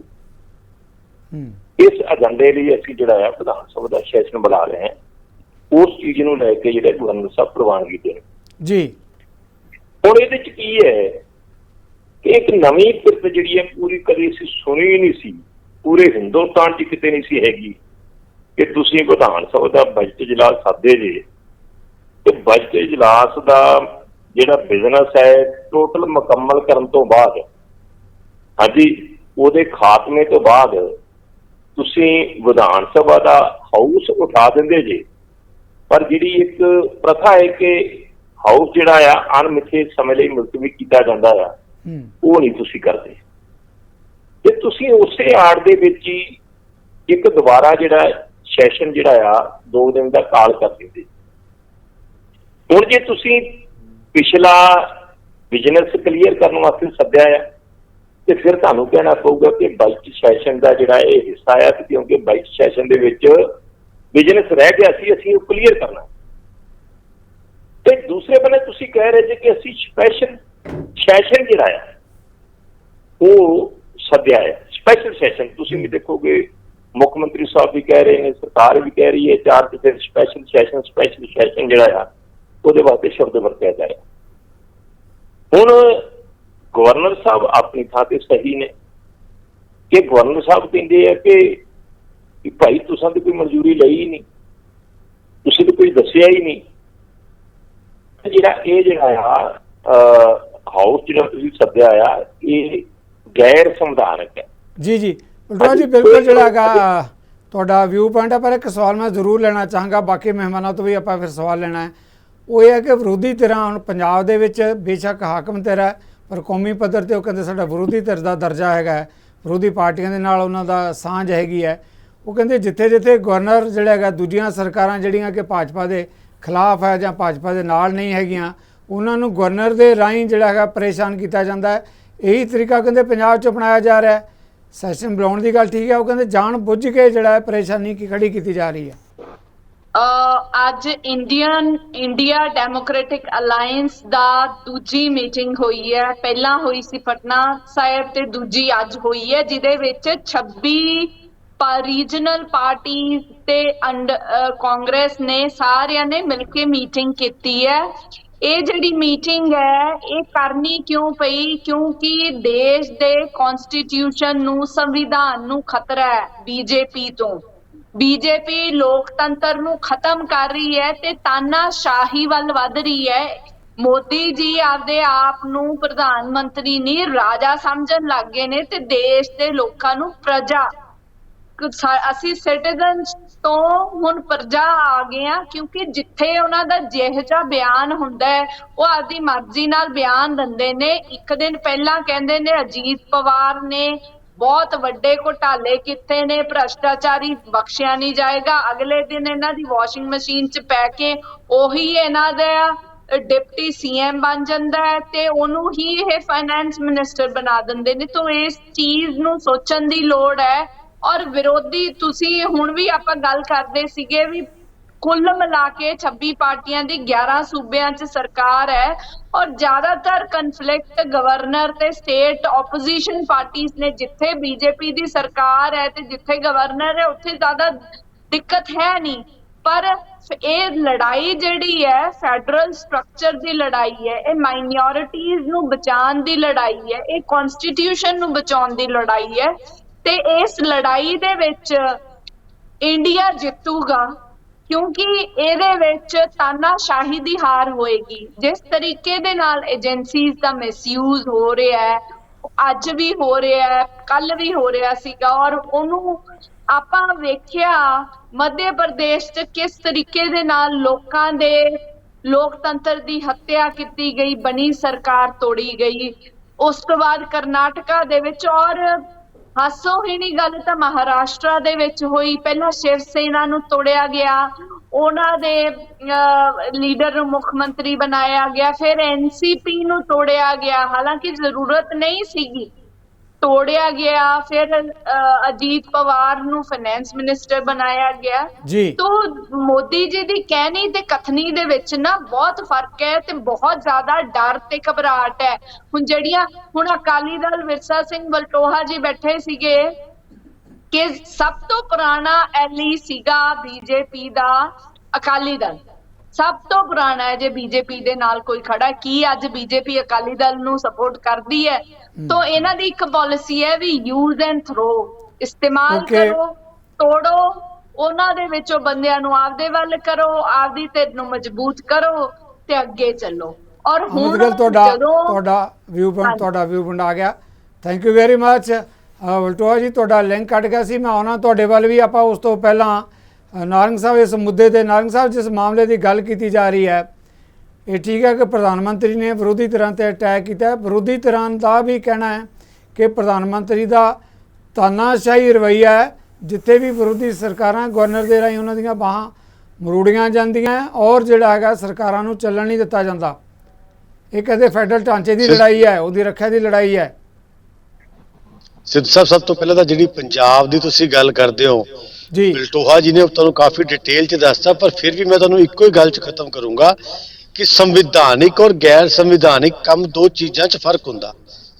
ਮੁੱਖ ਮੰਤਰੀ ਕੋਲ ਜਿਹੜੀਆਂ ਸ਼ਕਤੀਆਂ ਨੇ ਉਹ ਵੀ ਸੰਵਿਧਾਨ ਦੇ ਮੁਤਾਬਕ ਨੇ, ਗਵਰਨਰ ਸਾਹਿਬ ਕੋ ਵੀ ਸੰਵਿਧਾਨ ਦੇ ਮੁਤਾਬਕ ਨੇ। ਜਦੋਂ ਮੁੱਖ ਮੰਤਰੀ ਸੰਵਿਧਾਨ ਮੁਤਾਬਕ ਕੰਮ ਨਹੀਂ ਕਰਨਗੇ ਤਾਂ ਗਵਰਨਰ ਸਾਹਿਬ ਉਹਦੇ ਤੇ ਕੁਐਸਚਨ ਖੜਾ ਕਰ ਸਕਦੇ ਨੇ। ਤੇ ਜਿਹੜਾ ਗਵਰਨਰ ਸਾਹਿਬ ਨੇ ਉਹਨਾਂ ਨੂੰ ਲਿਖ ਕੇ ਭੇਜਿਆ ਜਾਂ ਜੋ ਉਹਨਾਂ ਨੇ ਕਿਹਾ ਕਿ ਤੁਸੀਂ ਮੈਨੂੰ ਇਹ ਜਾਪਦਾ ਕਿ ਤੁਸੀਂ ਇਹ ਕੰਮ ਜਿਹੜਾ ਵਾ ਸੰਵਿਧਾਨ ਮੁਤਾਬਕ ਨਹੀਂ ਕੀਤਾ, ਤਾਂ ਉਹਨਾਂ ਨੇ ਉਸ ਤੇ ਕਾਨੂੰਨੀ ਰਾਏ ਮੰਗੀ। ਔਰ ਮੈਂ ਸਮਝਦਾ ਕਿ ਇਹ ਗਵਰਨਰ ਦੇ ਅਧਿਕਾਰ ਖੇਤਰ 'ਚ ਆ, ਕਿਉਂਕਿ ਇਹ ਪਹਿਲਾ ਮਸਲਾ ਨਹੀਂ। ਆਪਾਂ ਪਿਛਲੇ 1.5 ਸਾਲ ਤੋਂ ਦੇਖ ਰਹੇ ਹਾਂ ਵੀ ਸਰਕਾਰ ਕਿਸੇ ਨਾ ਕਿਸੇ ਤਰੀਕੇ ਨਾਲ ਗੈਰ ਸੰਵਿਧਾਨਿਕ ਕੰਮਾਂ ਦੇ ਵਿੱਚ ਲੱਗੀ ਰਹਿੰਦੀ ਆ। ਔਰ ਕਈ ਵਾਰੀ ਇਹਨਾਂ ਦੇ ਆਰਡੀਨੈਂਸਾਂ ਤੇ ਕੋਰਟ 'ਚੋਂ ਸਟੇ ਹੋਈ ਆ, ਕਈ ਵਾਰੀ ਇਹਨਾਂ ਨੂੰ ਕੋਰਟ 'ਚ ਮੂੰਹ ਦੀ ਖਾਣੀ ਪਈ ਆ, ਚਾਹੇ ਆਪਣਾ ਕੁਮਾਰ ਵਿਸ਼ਵਾਸ ਦਾ ਕੇਸ ਹੋਵੇ, ਚਾਹੇ ਤੇਜਿੰਦਰ ਬੱਗਾ ਦਾ ਹੋਵੇ, ਚਾਹੇ ਅਲਕਾ ਲਾਂਬਾ ਹੋਵੇ। ਤੇ ਆਪਾਂ ਇੱਕ ਮੋٹے ਤੌਰ ਤੇ ਗੱਲ ਕਹਿ ਸਕਦੇ ਆ ਕਿ ਇਹ ਸਰਕਾਰ ਹਰ ਏਜੰਸੀ ਨੂੰ ਮਿਸਯੂਜ਼ ਕਰਕੇ ਗੈਰ ਸੰਵਿਧਾਨਿਕ ਕੰਮ ਕਰ ਰਹੀ ਆ। ਤੇ ਗਵਰਨਰ ਸਾਹਿਬ ਠੀਕ ਆ, ਉਹਨਾਂ ਦੀ ਪਾਵਰਸ ਲਿਮਟਿਡ ਨੇ, ਪਰ being custodian of the state ਜੇ ਕੁਝ ਐਸਾ ਗਲਤ ਹੁੰਦਾ ਦੇਖਣਗੇ, ਕਿਉਂਕਿ ਜਿਹੜਾ ਮਸਲਾ ਹੈ ਨਾ ਜੀ ਆਪਣਾ ਗੁਰਬਾਣੀ ਦੇ ਪ੍ਰਸਾਰਨ ਵਾਲਾ, ਬੜਾ ਸਿੱਖੀ ਨਾਲ ਬੜਾ ਡੀਪ ਜੁੜਿਆ ਹੋਇਆ। ਤੇ ਇਹਦੇ ਤੇ ਅਸੀਂ ਕੋਈ ਵੀ ਫੈਸਲਾ ਗਵਰਨਰ ਸਾਹਿਬ ਲੈਣ ਤੋਂ ਪਹਿਲਾਂ ਸਾਰੇ ਪੱਖਾਂ ਨੂੰ ਵਿਚਾਰਨਗੇ ਔਰ ਪੰਜਾਬ ਔਰ ਪੰਜਾਬੀਅਤ ਦੀ ਭਾਵਨਾਵਾਂ ਦਾ ਧਿਆਨ ਰੱਖਣਗੇ। ਜੀ ਨਾ, ਹੁਣ ਆਪਾਂ ਗੱਲ ਕਰਦੇ ਹਾਂ ਬਿਲਕੁਲ ਇਸ ਮੁੱਦੇ ਤੇ ਤੁਹਾਡਾ ਰਾਏ ਵਾਜਬ ਹੋ ਸਕਦੀ ਹੈ, ਪਰ ਜਦੋਂ ਆਪਾਂ ਗੱਲ ਕਰਦੇ ਹਾਂ ਕੌਮੀ ਪੱਧਰ ਤੇ, ਜਦੋਂ ਪਾਰਟੀਆਂ ਦਾ ਇਸ ਤਰ੍ਹਾਂ ਦਾ ਪਲੇਟਫਾਰਮ ਬਣਦਾ, ਉਸ ਮੁੱਦੇ ਤੇ ਫਿਰ ਕੱਲਾ ਪੰਜਾਬ ਆ ਰਿਹਾ ਸੀ ਸਿੱਧੂ ਸਾਹਿਬ, ਉੱਥੇ ਹੀ ਸਿੱਧੂ ਸਾਹਿਬ ਮੈਂ ਉੱਥੇ ਹੀ ਆ ਰਿਹਾ ਸੀਗਾ। ਦੇਖੋ ਭੈਣ ਜੀ ਬੋਲ ਰਹੇ ਸੀਗੇ, ਅੰਮ੍ਰਿਤ ਗਿੱਲ ਜੀ ਬੜਾ ਧਿਆਨ ਨਾਲ ਸੁਣ ਰਿਹਾ ਸੀਗਾ। ਹੁਣ ਦੇਖੋ ਹਾਲਾਤ ਤਾਂ ਇਹਨਾਂ ਦੇ ਮਾੜੇ ਹੋ ਰਹੇ ਆ ਕਿ ਜਿੱਥੇ ਜਿੱਥੇ ਕਾਂਗਰਸ ਨੂੰ ਆਮ ਆਦਮੀ ਪਾਰਟੀ ਨੇ ਖਤਮ ਕੀਤਾ, ਚਾਹੇ ਉਹ ਦਿੱਲੀ ਸੀ ਚਾਹੇ ਪੰਜਾਬ ਸੀ, ਹੁਣ ਇਹਨਾਂ ਦੀ ਮਜਬੂਰੀ ਦੇਖੋ ਕਿ ਪੰਜਾਬ ਦੇ ਵਿੱਚ ਤਾਂ ਇਹਨਾਂ ਦੇ ਜਿਹੜੇ ਲੀਡਰਾਂ ਨੂੰ ਫੜ ਕੇ ਅੰਦਰ ਦਿੱਤੇ ਜਾ ਰਹੇ ਆ, ਚਾਹੇ ਕੇਸ ਝੂਠੇ ਆ ਚਾਹੇ ਸੱਚੇ, ਆਪਾਂ ਉਹਦੇ 'ਚ ਨਹੀਂ ਜਾਂਦੇ। ਪਰ ਹੁਣ ਨੈਸ਼ਨਲ ਲੈਵਲ ਤੇ ਦੋਨੋਂ ਬਾਂਹ ਨਾ ਬਾਂਹ ਪਾਈ ਖੜੇ ਨੇ ਮੱਲਿਕਾਰਜੁਨ ਖੜਗੇ ਜੀ ਔਰ ਇਹਨਾਂ ਦੇ ਜਿਹੜੇ ਭਗਵੰਤ ਮਾਨ ਸਾਹਿਬ ਤੇ ਕੇਜਰੀਵਾਲ ਸਾਹਿਬ। ਤਾਂ ਲੋਕਾਂ ਨੂੰ ਤਾਂ ਹੁਣ ਹੀ ਪਤਾ ਲੱਗ ਗਿਆ ਕਿ ਵੀ ਇਹ ਕੀ ਦਿਖਾ ਰਹੇ ਨੇ। ਦੇਖੋ ਐਸੀ ਕਿਹੜੀ ਇਹਨਾਂ ਨੂੰ ਮਜਬੂਰੀ ਆਣ ਪਈ ਕਿ ਜਿਹੜੇ ਸਵਰਾਜ ਦੀ ਗੱਲਾਂ ਕਰਦੇ ਸੀਗੇ, ਜਿਹੜੇ ਕਹਿੰਦੇ ਸੀਗੇ ਸਾਡੀ ਸਭ ਤੋਂ 올ਡ ਨੈਸ਼ਨਲ ਪਾਰਟੀ ਆ, 125 ਸਾਲ ਪੁਰਾਣੀ ਆ, ਸਾਰਾ ਕੁਝ ਖਤਮ ਹੋ ਸਕਦਾ, ਕਾਂਗਰਸ ਔਰ ਕਾਂਗਰਸ ਦਾ ਵਰਕਰ ਨਹੀਂ ਖਤਮ ਹੋ ਸਕਦਾ। ਤਾਂ ਐਸੀ ਕਿਹੜੀ ਮਜਬੂਰੀ ਆਣ ਪਈ ਕਿ ਜਿਨ੍ਹਾਂ ਦੇ ਆਪਸ ਦੇ ਵਿੱਚ ਵਿਚਾਰਕ ਮਤਭੇਦ ਨੇ, ਸਟੇਟਾਂ 'ਚ ਉਹਨਾਂ ਦਾ ਵਰਕਰ ਇੱਕ ਦੂਸਰੇ ਨਾਲ ਲੜਦਾ ਆ। ਪੰਜਾਬ ਔਰ ਦਿੱਲੀ ਦੇ ਉਦਾਹਰਨ ਨੇ ਤੇ ਐਸੀ ਇਹਨਾਂ ਨੂੰ ਕਿਹੜੀ ਮਜਬੂਰੀ ਆਣ ਪਈ ਕਿ ਸਾਰੇ ਇਕੱਠੇ ਹੋ ਗਏ। ਉਸ ਤੋਂ ਜਿਹੜੀ ਗੱਲ ਮੋਦੀ ਸਾਹਿਬ ਨੇ ਕਹੀ ਹੈ ਉਹੀ ਬਣਦੀ ਹੈ ਕਿ ਕਿਉਂਕਿ ਸਾਰੇ ਭ੍ਰਿਸ਼ਟਾਚਾਰ 'ਚ ਲਿਪਤ ਨੇ ਔਰ ਪਿਛਲੇ 10 ਸਾਲ ਤੋਂ ਭ੍ਰਿਸ਼ਟਾਚਾਰੀਆਂ ਤੇ ਸਰਕਾਰ ਨੇ ਨੱਥ ਪਾਈ ਹੈ ਔਰ ਇਹਨਾਂ ਕੋਈ ਬਰਦਾਸ਼ਤ ਨਹੀਂ ਹੋ ਰਿਹਾ। ਇਸ ਲਈ ਇਹ ਕਿਸੇ ਨਾ ਕਿਸੇ ਤਰੀਕੇ ਦੇ ਨਾਲ ਸਭ ਭ੍ਰਿਸ਼ਟਾਚਾਰੀ ਇਕੱਠੇ ਹੋ ਕੇ ਇੱਕ ਗਰੁੱਪ ਬਣਾਉਣਾ ਚਾਹੁੰਦੇ ਨੇ। ਕਾਂਗਰਸ ਦੇ ਸਪੋਕਸਪਰਸਨ ਦਾ ਕਹਿਣਾ ਨਾ ਕੋਈ ਨੇਤਾ ਆ। ਜੀ ਇੱਕ ਛੋਟਾ ਸਵਾਲ ਜਿਹੜਾ ਬਾਕੀ ਮਹਿਮਾਨਾਂ ਤੋਂ ਹੀ ਆਪਾਂ ਫਿਰ ਜਵਾਬ ਲੈਣਾ ਹੈ। ਕਾਂਗਰਸ ਦੇ ਸਪੋਕਸਪਰਸਨ ਦਾ ਕਹਿਣਾ ਹੈ ਕਿ ਜੇ ਕੋਈ ਭ੍ਰਿਸ਼ਟਾਚਾਰੀ ਜਿਹਦੀ ਗੱਲ ਕੀਤੀ ਜਾਂਦੀ ਹੈ ਕਿ ਭ੍ਰਿਸ਼ਟਾਚਾਰ ਦੇ ਦੋਸ਼ ਲੱਗੇ ਹੈ, ਜੋ ਭਾਜਪਾ ਚਲਾ ਜਾਂਦਾ ਤਾਂ ਉਹ ਕਹਿੰਦੇ ਫਿਰ ਦੋ ਤੋਤਾ ਹੋ ਜਾਂਦਾ, ਜੇ ਵਿਰੋਧੀ ਧਿਰਾਂ 'ਚ ਤਾਂ ਭ੍ਰਿਸ਼ਟਾਚਾਰੀ ਹੈ। ਸਿੱਧੂ ਸਾਹਿਬ, ਜਿਹੜੇ ਲੋਕ ਭਾਜਪਾ ਦੇ ਵਿੱਚ ਆਏ ਨੇ ਇਹਨਾਂ ਪਾਰਟੀਆਂ ਦੇ ਵਿੱਚੋਂ ਹੀ ਆਏ ਨੇ ਨਾ। ਜੇ ਇਹਨਾਂ ਤੇ ਕੋਈ ਕੇਸ ਸੀਗੇ, ਕੇਸ ਖਤਮ ਤਾਂ ਨਹੀਂ ਹੋ ਗਏ। ਇਹ ਕਹਿਣ ਨੂੰ ਗੱਲ ਡਿਬੇਟ ਦੇ ਵਿੱਚ ਬੜੀ ਅੱਛੀ ਲੱਗਦੀ ਹੈ ਪਰ ਆਪਾਂ ਨੂੰ ਤਰਕ ਨਾ ਕਰੀਏ। ਸਪੋਜ਼ ਕਿਸੇ ਤੇ ਭਾਜਪਾ ਦੇ ਵਿੱਚ ਆਉਣ ਤੋਂ ਪਹਿਲਾਂ ਕੋਈ FIR ਸੀ ਤੇ ਮੈਨੂੰ ਕੋਈ ਦਿਖਾ ਦੇਣ ਕਿ ਐਸਾ ਕਿਹੜਾ ਕੇਸ ਹੈ ਜਿਸ 'ਚ ਭਾਜਪਾ ਚਾਹੁੰਦੇ ਉਹਦੀ FIR ਖਤਮ ਹੋ ਗਈ। ਜੀ ਸਿਰਫ ਔਰ ਸਿਰਫ ਇੱਕ ਝੂਠਾ ਪ੍ਰਚਾਰ ਪ੍ਰਸਾਰ ਦਾ ਇਹਨਾਂ ਨੇ ਮਾਧਿਅਮ ਬਣਾਇਆ ਹੋਇਆ ਤੇ ਜਿਹਦੇ 'ਚ ਲੋਕ ਐਕਸਪਰਟ ਨੇ ਔਰ ਇਹਦੇ 'ਚ ਇਹਨਾਂ ਨੂੰ ਸਭ ਤੋਂ ਜ਼ਿਆਦਾ ਯੋਗਦਾਨ ਜਿਹੜੇ ਅੱਜ ਦੇ ਸਭ ਤੋਂ ਬੜੇ ਨੌਟੰਕੀਬਾਜ਼ ਨੇ ਤੁਹਾਡੀ ਡਿਬੇਟ 'ਚੋਂ ਐਬਸੈਂਟ ਰਹਿੰਦੇ ਨੇ ਉਹਨਾਂ ਦੀ ਪਾਰਟੀ ਦਾ ਮਿਲਦਾ ਹੈ। ਔਰ ਦੇਖੋ ਹਾਸੋਵਾਨੀ ਸਥਿਤੀ ਤਾਂ ਇਹਨਾਂ ਦੀ ਆ ਕਿ ਕੀ ਕਰਨਗੇ ਹੁਣ। ਇਹਨਾਂ ਦੋਨਾਂ ਸਟੇਟ ਯੂਨਿਟਸ ਨੇ ਪੂਰਾ ਜ਼ੋਰ ਲਾ ਲਿਆ, ਪੰਜਾਬ ਔਰ ਦਿੱਲੀ ਨੇ ਆਪਣੀ ਲੀਡਰਸ਼ਿਪ ਨੂੰ ਕਨਵੇ ਕਰਨ ਲਈ ਕਿ ਭਾਈ ਤੁਸੀਂ ਸਾਡਾ ਪੋਲੀਟੀਕਲ ਕੈਰੀਅਰ ਖਤਮ ਨਾ ਕਰੋ, ਪੰਜਾਬ 'ਚ ਤੁਸੀਂ ਖਤਮ ਹੋ ਜੂਗੇ। ਆਮ ਆਦਮੀ ਪਾਰਟੀ ਦੀ ਗੱਲ ਨਾ ਮੰਨੋ, ਉਹਨਾਂ ਨੂੰ ਆਰਡੀਨੈਂਸ 'ਚ ਸਪੋਰਟ ਨਾ ਕਰੋ ਜੀ। ਪਰ ਇਹਨਾਂ ਦੇ ਕੇਂਦਰੀ ਨੇਤਾਵਾਂ ਨੇ ਇਹਨਾਂ ਦੀ ਇੱਕ ਨਹੀਂ ਸੁਣੀ ਔਰ ਜੋ ਡੀਮੋਰਲਾਈਜ਼ ਪੰਜਾਬ ਦੇ ਵਿੱਚ ਹੋਏ ਨੇ ਉਹੀ ਹਾਲਾਤ ਇਹਨਾਂ ਦੇ ਦਿੱਲੀ 'ਚ ਵਰਕਰ ਦੀ ਨੇ। ਔਰ ਮੈਂ ਐਸਾ ਕੋਈ ਕਿਤੇ ਉਦਾਹਰਨ ਨਹੀਂ ਦੇਖਿਆ ਕਿ ਇੱਕ ਐਸੀ ਪਾਰਟੀ ਆਈ ਜਿਹਨੇ ਕਿ 125 ਸਾਲ ਪੁਰਾਣੀ ਪਾਰਟੀ ਨੂੰ ਖਤਮ ਕਰ ਦਿੱਤਾ ਔਰ ਪਾਰਟੀ ਪਤਾ ਨਹੀਂ ਕਿਹੜੀ ਮਜਬੂਰੀ 'ਚ ਉਹਦਾ ਸਮਰਥਨ ਕਰ ਰਹੀ ਹੈ। Okay, thank you. ਬਿਲਕੁਲ ਨਾਰੰਗ ਸਾਹਿਬ, ਕੇਸ ਤਾਂ ਰਾਹੁਲ ਗਾਂਧੀ ਤੇ ਕੇਸਾਂ ਦੀ ਤਾਂ ਲਾਈਨ ਲੱਗੀ ਹੋਈ ਹੈ ਨਾ ਤੇ ਇੱਕ ਭ੍ਰਿਸ਼ਟਾਚਾਰੀ ਦੂਸਰੇ ਭ੍ਰਿਸ਼ਟਾਚਾਰੀ ਦੇ ਸਮਰਥਨ ਕਰੇਗਾ ਤੇ ਇਹਨਾਂ ਦੀ ਗੱਲ ਸ਼ਾਇਦ ਲੋਕ ਸੁਣ ਲੈਣ। ਆਪਾਂ ਜਵਾਬ ਲੈਣੇ ਇਸ ਮੁੱਦੇ ਤੇ। ਉਲਟੋਆ ਜੀ, ਮੇਰੀ ਆਵਾਜ਼ ਸੁਣ ਰਹੇ ਹੋ? ਜੀ ਉਲਟੋਆ ਸਾਹਿਬ, ਤੁਸੀਂ ਜਿਸ ਮੁੱਦੇ ਤੇ ਗੱਲ ਕਰ ਰਹੇ ਸੀ ਉਹਦਾ ਇੱਕ ਹਿੱਸਾ ਮੈਂ ਜਿਸ ਮੁੱਦੇ ਤੇ ਸਵਾਲ ਲੈਣ ਲੱਗਿਆ ਸੀ, ਸਵਾਲ ਇਹ ਵੀ ਸੀ ਕਿ ਠੀਕ ਹੈ ਕਿ ਗਵਰਨਰ ਵੱਲੋਂ ਜਿਹੜਾ ਹੈਗਾ ਕਿਹਾ ਗਿਆ ਕਿ ਜਿਸ ਤਰੀਕੇ ਨਾਲ ਸੈਸ਼ਨ ਬੁਲਾਇਆ ਗਿਆ ਉਹਨਾਂ ਨੇ ਕਾਨੂੰਨੀ ਰਾਏ ਵੀ ਲਈ ਹੈ। ਫਿਰ ਇੱਥੋਂ ਵੀ ਕਿਹਾ ਉਹਨਾਂ ਨੇ ਕਿ ਮੈਂ ਅਟਾਰਨੀ ਜਨਰਲ ਜਾਂ ਦੇਸ਼ ਦੇ ਰਾਸ਼ਟਰਪਤੀ ਕੋਲ ਚਾਰੇ ਜਿਹੜੇ ਬਿੱਲ ਭੇਜਾਂਗਾ। ਪਰ ਦੂਜੇ ਪਾਸੇ ਵਿਰੋਧੀ ਧਿਰਾਂ ਦਾ ਇਹ ਵੀ ਕਹਿਣਾ ਹੈ ਕਿ ਗਵਰਨਰ ਦੇ ਰਾਹੀਂ ਜੋ ਸਰਕਾਰਾਂ ਚਲਾਈਆਂ ਜਾਂਦੀਆਂ ਤਾਂ ਫਿਰ ਫੈਡਰਲ ਸਿਸਟਮ ਦਾ ਸਿੱਧੇ ਤੌਰ ਤੇ ਘਾਣ ਹੁੰਦਾ ਹੈ। ਦੇਖੋ, ਇਹ ਕੋਈ ਦਰਾਵਾ ਨਹੀਂ ਗਿਆ ਕਿ ਜਿਹੜਾ ਸਾਡੇ ਦੇਸ਼ ਦਾ ਫੈਡਰਲ ਸਿਸਟਮ ਹੈ ਕਮਜ਼ੋਰ ਹੋ ਰਿਹਾ ਔਰ ਇਹ 'ਚ ਕੋਈ ਦਰਾਵਾ ਨਹੀਂ ਗਿਆ ਕਿ ਜਿਹੜੀ ਕੇਂਦਰੀ ਹਕੂਮਤ ਹੈ ਜਾਂ ਪਹਿਲੀਆਂ ਸੀਗੀਆਂ ਕਸਰ ਉਹਨਾਂ ਵੀ ਨਹੀਂ ਸੀ ਛੱਡੀ। ਪਰ ਜਿਸ ਤਰੀਕੇ ਨਾਲ ਸਾਰੀਆਂ ਸ਼ਕਤੀਆਂ ਜਿਹੜੀਆਂ ਨੇ ਉਹ ਮੌਜੂਦਾ ਜਿਹੜੀ ਕੇਂਦਰੀ ਹਕੂਮਤ ਹੈ ਉਹਦੇ ਵੱਲੋਂ ਆਪਦੇ ਹੱਥਾਂ 'ਚ ਕੀਤੀਆਂ ਜਾ ਰਹੀਆਂ, ਇਹ ਚਿੰਤਾਜਨਕ ਹੈ। ਇਹ ਸਾਡਾ ਦੇਸ਼ ਜਿਹੜਾ ਮਤਲਬ ਇਹ ਵੱਖ-ਵੱਖ ਸੂਬਿਆਂ ਦੇ ਸਿਰ ਤੇ ਹੈ। ਜੇ ਆਪਾਂ ਇਹਨੂੰ ਕਹੀਏ ਕਿ ਯੂਨੀਅਨ ਆਫ ਸਟੇਟਸ ਨੇ, ਹਾਂਜੀ, ਤੇ ਇਹਨੂੰ ਜਿਸ ਤਰੀਕੇ ਦੇ ਨਾਲ ਕਮਜ਼ੋਰ ਕੀਤਾ ਜਾ ਰਿਹਾ ਆ, ਸੂਬਿਆਂ ਦੀਆਂ ਤਾਕਤਾਂ ਖੋਈਆਂ ਜਾ ਰਹੀਆਂ ਨੇ ਔਰ ਨਾਲ ਹੀ ਕੋਈ ਦਰਾਵਾ ਨਹੀਂ ਗਿਆ ਕਿ ਲੰਬੇ ਸਮੇਂ ਤੋਂ ਜਦੋਂ ਤੋਂ ਅਸੀਂ ਹੋਸ਼ ਸੰਭਾਲੀ ਹੈ ਤੇ ਜਦੋਂ ਵੀ ਵਿਰੋਧੀ ਧਿਰਾਂ ਦੀਆਂ ਸਰਕਾਰਾਂ ਹੁੰਦੀਆਂ ਨੇ, ਕੇਂਦਰ ਹਕੂਮਤ ਦੇ ਵਿਰੋਧੀ ਜਿਹੜੀਆਂ ਨੇ ਉਹਨਾਂ ਨੂੰ ਕਿਸੇ ਨਾ ਕਿਸੇ ਰੂਪ 'ਚ ਪਰੇਸ਼ਾਨ ਕੀਤਾ ਹੀ ਜਾਂਦਾ ਰਿਹਾ। ਪਰ ਜਿਹੜੇ ਸੂਝਵਾਨ ਜਿਹੜੇ ਹੁੰਦੇ ਨੇ ਇਹ ਮੁੱਖ ਮੰਤਰੀ ਜਾਂ ਸਰਕਾਰਾਂ ਜਿਹੜੀਆਂ ਨੇ ਉਹ 100 ਵਿਰੋਧ ਹੋਣ ਦੇ ਬਾਵਜੂਦ 100 ਅੜਿੱਚਣਾ ਪਾਉਣ ਦੇ ਬਾਵਜੂਦ ਵੀ ਅਜਿਹਾ ਤਾਲਮੇਲ ਬਣਾ ਕੇ ਰੱਖਦੇ ਆ ਕਿ ਉਹ ਸੰਵਿਧਾਨਕ ਸੰਕਟ ਖੜਾ ਨਾ ਹੋਵੇ, ਕੋਈ ਅਜਿਹੀ ਚਰਚਾ ਨਾ ਬਣੇ। ਹੁਣ ਸਰਦਾਰ ਪ੍ਰਕਾਸ਼ ਸਿੰਘ ਬਾਦਲ ਹੋਰਾਂ ਨੂੰ ਅਸੀਂ ਦੇਖਦੇ ਰਹੇ ਹਾਂ ਕਿ ਭਾਵੇਂ ਕਈ ਸ਼ਿਕਾਇਤਾਂ ਹੁੰਦੀਆਂ ਸੀਗੀਆਂ ਗਵਰਨਰ ਦੇ ਨਾਲ ਪਰ ਉਹ ਰਾਬਤਾ ਵੀ ਰੱਖਦੇ ਸੀ, ਫੋਨ ਤੇ ਵੀ ਰੱਖਦੇ ਸੀ, ਗਾਹੇ ਬਗਾਹੇ ਜਾ ਕੇ ਮਿਲ ਕੇ ਵੀ ਆਉਂਦੇ ਸੀ ਕਿ ਕਿਸੇ ਤਰ੍ਹਾਂ ਦੀ ਕੋਈ ਇੱਕ ਤਾਂ ਬਾਹਰੀ ਤੌਰ ਤੇ ਵੀ ਸਹੀ ਦਿਸੇ ਤੇ ਦੂਜਾ ਜਿਹੜਾ ਆ ਇਹ ਇੱਕ ਦੂਜੇ ਦੇ ਨਾਲ ਇੱਥੋਂ ਤੱਕ ਰਹਿ ਸਕੇ ਕਿ ਆਦਾਨ ਪ੍ਰਦਾਨ ਹੋ ਸਕੇ। ਜੀ। ਪਰ ਜੇ ਹੁਣ ਤੁਸੀਂ ਇਹੀ ਮੰਨ ਲਓ ਕਿ ਮੈਂ ਮੁੱਖ ਮੰਤਰੀ ਬਣੇ ਆ 50 ਸਾਲਾਂ ਵਾਸਤੇ ਹੈ ਨਾ, ਕੋਈ ਰੱਬ ਤਾਂ ਨਹੀਂ ਬਣ ਗਏ ਗਾਂ ਲੋਕਾਂ ਨੂੰ ਮੌਕਾ ਦੇਣਾ ਹੈ, ਕਿਹਨੂੰ ਦਿੰਦੇ ਕਿਹਨੂੰ ਨਹੀਂ ਦਿੰਦੇ, ਤੁਹਾਨੂੰ ਮਿਲਦਾ ਜਾਂ ਕਿ ਹੋਰ ਨੂੰ ਮਿਲਦਾ ਆ। ਜੀ। ਤੇ ਮੇਰੀ ਇੱਥੇ ਚੱਲਣੀ ਚਾਹੀਦੀ। ਜਿਸ ਤਰ੍ਹਾਂ ਹੁਣ ਤੁਸੀਂ ਦੱਸੋ ਕਿਸੇ ਸੂਬੇ 'ਚ ਅਜਿਹਾ ਅਧਿਕਾਰ ਹੈਗਾ ਕਿ ਉਹ ਕਹਿਣਗੇ ਅਸੀਂ DGP ਅਸੀਂ ਆਪ ਲਾਉਣਾ ਜੀ। ਇੱਕ ਸਿਸਟਮ ਬਣ ਗਿਆ ਨਾ, ਸੁਪਰੀਮ ਕੋਰਟ ਦੇ ਹੁਕਮਾਂ ਤੋਂ ਬਾਅਦ ਇੱਕ ਸਿਸਟਮ ਬਣਾ ਦਿੱਤਾ ਗਿਆ ਸੁਪਰੀਮ ਕੋਰਟ ਦੀ ਡਾਇਰੈਕਸ਼ਨ ਦੇ ਉੱਤੇ ਜਿਹੜਾ ਵਾਈਸ ਚਾਂਸਲਰ ਹੈ, ਜਿਹੜਾ ਚਾਂਸਲਰ ਹੈ ਕਿਸੇ ਵੀ ਯੂਨੀਵਰਸਿਟੀ ਦਾ, ਉਹ ਗਵਰਨਰ ਹੁੰਦਾ ਆਮ ਕਰਕੇ। ਇਹਨਾਂ ਕਿਹਾ ਸੀ ਜੀ ਚਾਂਸਲਰ ਜਿਹੜਾ ਮੁੱਖ ਮੰਤਰੀ ਹੋਊਗਾ।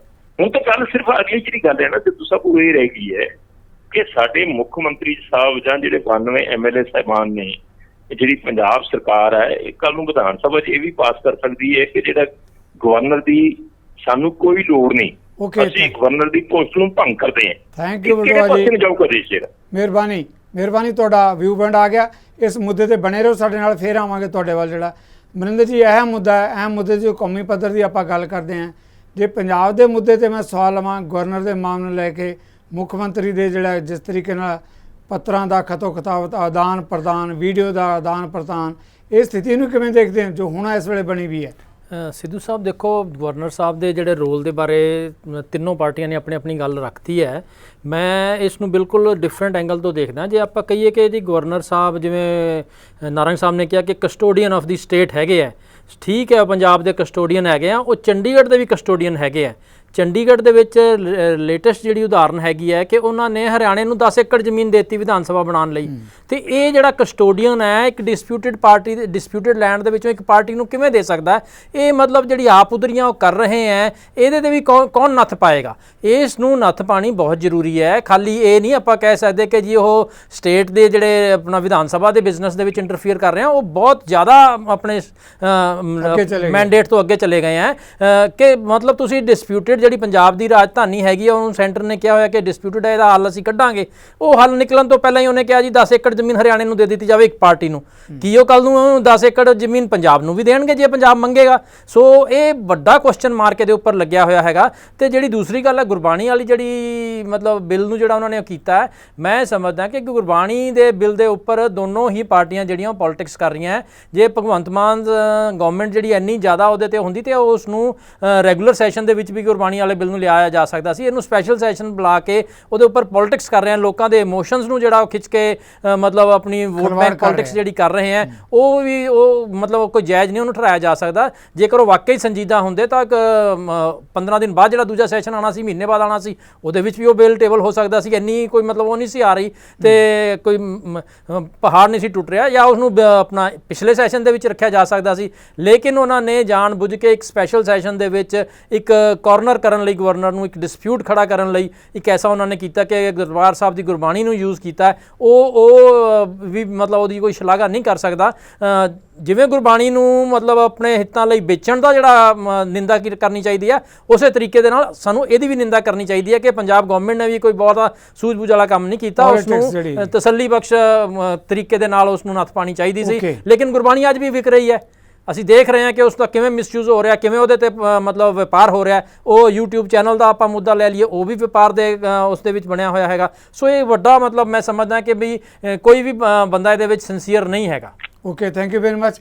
ਅਮਰਿਤ ਗਿੱਲ, ਜਿਸ ਮਾਮਲੇ ਤੇ ਆਪਾਂ ਜਦੋਂ ਗੱਲ ਕਰਦੇ ਹਾਂ ਪੰਜਾਬ ਦੀ ਰਾਜਨੀਤੀ ਤੋਂ ਲੈ ਕੇ ਕੌਮੀ ਰਾਜਨੀਤੀ ਤੱਕ ਦੀ, ਤਾਂ ਨਾਰੰਗ ਸਾਹਿਬ ਉਹਨਾਂ ਦਾ ਕਹਿਣਾ ਹੈ ਕਿ ਜਦੋਂ ਸਵਾਲ ਹੁੰਦਾ ਕਾਂਗਰਸ ਦਾ, ਤਾਂ ਕਹਿੰਦੇ ਪੰਜਾਬ ਦੀ ਕਾਂਗਰਸ ਵੱਲ ਦੇਖੋ ਨਾ, ਕਿ ਇੱਕ ਪਾਰਟੀ ਜਿਹੜੀ ਆਪਣੇ ਆਪ ਨੂੰ ਕਹਿੰਦੀ ਹੈ ਕਿ ਅਸੀਂ ਇੰਨੀ ਲੰਬੀ ਪੁਰਾਣੀ ਪਾਰਟੀ ਹੈ, ਇੰਨੀ ਰਾਜਨੀਤੀ ਹੈ, ਕੇਂਦਰ 'ਚ ਰਹੇ, ਪੰਜਾਬ 'ਚ ਸੱਤਾ 'ਤੇ ਰਹੇ, ਅਤੇ ਹੁਣ ਉਹ ਕਹਿੰਦੇ ਛੋਟੀ ਜਿਹੀ ਪਾਰਟੀ ਦੇ ਨਾਲ ਆਪਣੇ ਨਿੱਜੀ ਹਿੱਤਾਂ ਦੇ ਲਈ ਜਾਣੀ ਭ੍ਰਿਸ਼ਟਾਚਾਰ ਦੇ ਮੁੱਦਿਆਂ ਨੂੰ ਲੈ ਕੇ ਵੱਡੇ ਵੱਡੇ ਕੇਸ ਹੈ, ਤਾਂ ਸ਼ਾਇਦ ਹੱਥ ਮਿਲਾਇਆ ਇੱਕ ਦੂਜੇ ਨਾਲ। ਦੇਖੋ, ਨਾਰੰਗ ਸਾਹਿਬ ਦੀ ਗੱਲ ਨੂੰ ਨਾ ਮੈਂ ਬੜੇ ਧਿਆਨ ਨਾਲ ਸੁਣ ਰਹੀ ਸੀਗੀ। ਉਹ ਕਹਿੰਦੇ ਵੀ ਜਿਹੜਾ ਵੀ ਬੀਜੇਪੀ 'ਚ ਲੀਡਰ ਆ ਜਾਂਦਾ ਹੈ, ਉਹਦੇ ਖਿਲਾਫ ਜਿਹੜੀਆਂ FIRs ਨੇ ਜਾਂ ਕੋਈ ਭ੍ਰਿਸ਼ਟਾਚਾਰ ਦੇ ਇਲਜ਼ਾਮ ਨੇ, ਮੁੱਕ ਨਹੀਂ ਜਾਂਦੇ ਹੈਗੇ। ਪਰ ਫਿਰ ਆਪਾਂ ਕਹੀਏ ਵੀ ਭ੍ਰਿਸ਼ਟਾਚਾਰ ਦੇ ਇਲਜ਼ਾਮ ਵੀ ਬੀਜੇਪੀ ਹੀ ਲਾਉਂਦੀ ਹੈ। ਇਹ ਪਹਿਲਾਂ ਇਲਜ਼ਾਮ ਲਗਾਉਂਦੀ ਹੈ ਤੇ ਫਿਰ ਆਪਣੇ ਵੱਲ ਨੂੰ ਡਰਾ ਧਮਕਾ ਕੇ ਲੈ ਜਾਂਦੀ ਹੈ। ਤਾਂ ਇਟ ਮੀਨਸ ਕਿ ਇਹਨਾਂ ਨੂੰ ਕੋਈ ਪ੍ਰੋਬਲਮ ਨਹੀਂ ਗੀ ਭ੍ਰਿਸ਼ਟਾਚਾਰ ਤੋਂ, ਜਿੰਨੇ ਮਰਜ਼ੀ ਭ੍ਰਿਸ਼ਟਾਚਾਰੀ ਹੋ। ਹਾਂਜੀ, ਅਸੀਂ ਦਾਅਵੇ ਨਾਲ ਕਹਿੰਦੇ ਆ 136 ਸਾਲ ਪੁਰਾਣੀ ਪਾਰਟੀ ਹੈ। ਇਸ ਦੇਸ਼ ਦੇ ਵਿੱਚ ਜਿੰਨੇ ਮੈਕਸਿਮਮ ਲੀਡਰਸ ਪ੍ਰੋਡਿਊਸ ਕੀਤੇ ਨੇ ਕਾਂਗਰਸ ਨੇ ਕੀਤੇ ਨੇ। ਅੱਜ ਨਾਰੰਗ ਸਾਹਿਬ ਦੀ ਬੀਜੇਪੀ ਦੇ ਪੰਜਾਬ ਯੂਨਿਟ ਦੇ ਪ੍ਰਧਾਨ ਕਾਂਗਰਸ ਦੇ ਲੀਡਰ ਹੁੰਦੇ ਸੀਗੇ, ਕਾਂਗਰਸ ਚੋਂ ਗਏ ਨੇ। ਬੜੀ ਉਹਨਾਂ ਦੇ 3 ਪੀੜ੍ਹੀਆਂ ਨੇ। ਖੈਰ ਚਲੋ, ਜਿਹੜੀਆਂ ਵੀ ਗੱਲਾਂ ਰਹੀਆਂ ਚਲੇ ਗਏ। तो एक नारंग सिद्धू साहब कॉमन मिनिमम प्रोग्राम हुंदा है नैशनल लेवल दे उत्ते, जिहदे विच 26 पार्टियां आईयां ने। हजे तां उहदे ते डिस्कशनस होणीਆਂ ने ਕਿ ਕਿਸ ਲੈਵਲ ਦੇ ਉੱਤੇ ਪਾਰਟੀਜ਼ ਆਪਦੇ ਇੱਕ ਦੂਜੇ ਨਾਲ ਐਗਰੀ ਕਰਨਗੀਆਂ, ਡਿਸਐਗਰੀ ਕਰਨਗੀਆਂ। ਹਾਂਜੀ, ਬਹੁਤ ਸਾਰੇ ਮੁੱਦੇ ਅਜਿਹੇ ਨੇ ਜਿਹਦੇ ਨਾਲ ਕਾਂਗਰਸ ਆਮ ਆਦਮੀ ਪਾਰਟੀ ਦੇ ਨਾਲ ਨਹੀਂ ਖੜੀ ਹੈਗੀ, ਪਰ ਜਿੱਥੇ ਫੈਡਰਲ ਸਟਰਕਚਰ ਦੀ ਗੱਲ ਆਏਗੀ, ਫੈਡਰਲ ਸਟਰਕਚਰ ਤੇ ਢਾਲ ਲੱਗੇਗੀ ਤਾਂ ਕਾਂਗਰਸ ਫੈਡਰਲ ਸਟਰਕਚਰ ਨੂੰ ਹਮਾਇਤ ਕਰਦੀ ਹੈ। ਅਮਰਤਪਾਲ, ਇੱਕ ਸਵਾਲ ਡੈਮੋਕ੍ਰੇਸੀ ਤੇ ਅਮਰਤਪਾਲ, ਇੱਕ ਸਵਾਲ ਮੈਂ ਲੈਣਾ ਚਾਹਾਂਗਾ। ਜਿੱਦਾਂ ਤੁਸੀਂ ਕਹਿ ਰਹੇ ਹੋ ਕਿ 26 ਪਾਰਟੀਆਂ ਫੈਡਰਲ ਢਾਂਚੇ ਨੂੰ ਢਾਹ ਲੱਗ ਰਹੀ ਹੈ, ਵੱਡੇ ਮੁੱਦਿਆਂ ਨੂੰ ਲੈ ਕੇ ਜਿਹੜਾ ਹੈਗਾ ਇਹ ਪਾਰਟੀਆਂ ਇਕੱਠੀਆਂ ਤੇ ਮੰਥਨ ਹੋ ਰਿਹਾ, ਭਵਿੱਖ 'ਚ ਵੀ ਹੁੰਦਾ ਰਹੇਗਾ, ਬਿਲਕੁਲ ਸਹੀ ਕਹਿ ਰਹੇ ਹੋ।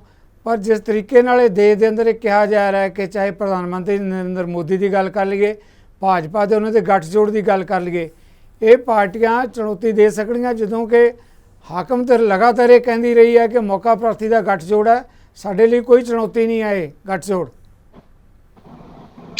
ਹਾਕਮ ਤੇ ਇੰਨੀ ਜ਼ਿਆਦਾ ਘਬਰਾਈ ਹੋਈ ਹੈ ਵੀ ਪੈਰਲਲ ਮੀਟਿੰਗਸ ਕਰ ਰਹੇ ਨੇ ਇਹਨਾਂ ਦੇ ਪ੍ਰਧਾਨ, ਕਸ਼ਮੀਰ ਟੂ ਕੰਨਿਆ ਕੁਮਾਰੀ ਭੱਜੇ ਫਿਰਦੇ ਨੇ, ਔਰ ਜਿਨ੍ਹਾਂ ਦਾ ਨਾਲ ਇਹ ਖੜਨ ਦੀ ਦਿਖਾਉਣ ਦੀ ਕੋਸ਼ਿਸ਼ ਕਰਦੇ ਨੇ ਉਹਨਾਂ ਪਾਰਟੀਆਂ ਦੇ ਰਿਪਰੈਜ਼ੈਂਟੇਟਿਵਸ ਵੀ ਹੈ ਨਹੀਂ ਗੇ ਕਿਤੇ ਲੋਕ ਸਭਾ ਰਾਜ ਸਭਾ ਦੇ ਵਿੱਚ। ਤਾਂ ਇਹ ਪੋਰਟਰੇ, ਕਿਉਂਕਿ ਜ਼ਿਆਦਾਤਰ ਜਿਹੜੇ ਇਹਨਾਂ ਦੇ ਐਲੀ ਸੀਗੇ, ਇਹਨਾਂ ਦੇ ਨਾਲ ਜਿਹੜੇ ਚੱਲੇ ਸੀਗੇ, ਉਹਨਾਂ ਨੂੰ ਤਾਂ ਇਹ ਖਾ ਗਏ, ਵੱਡੀ ਮਛਲੀ ਵਾਂਗ ਖਾ ਕੇ ਖਤਮ ਕਰ ਗਏ।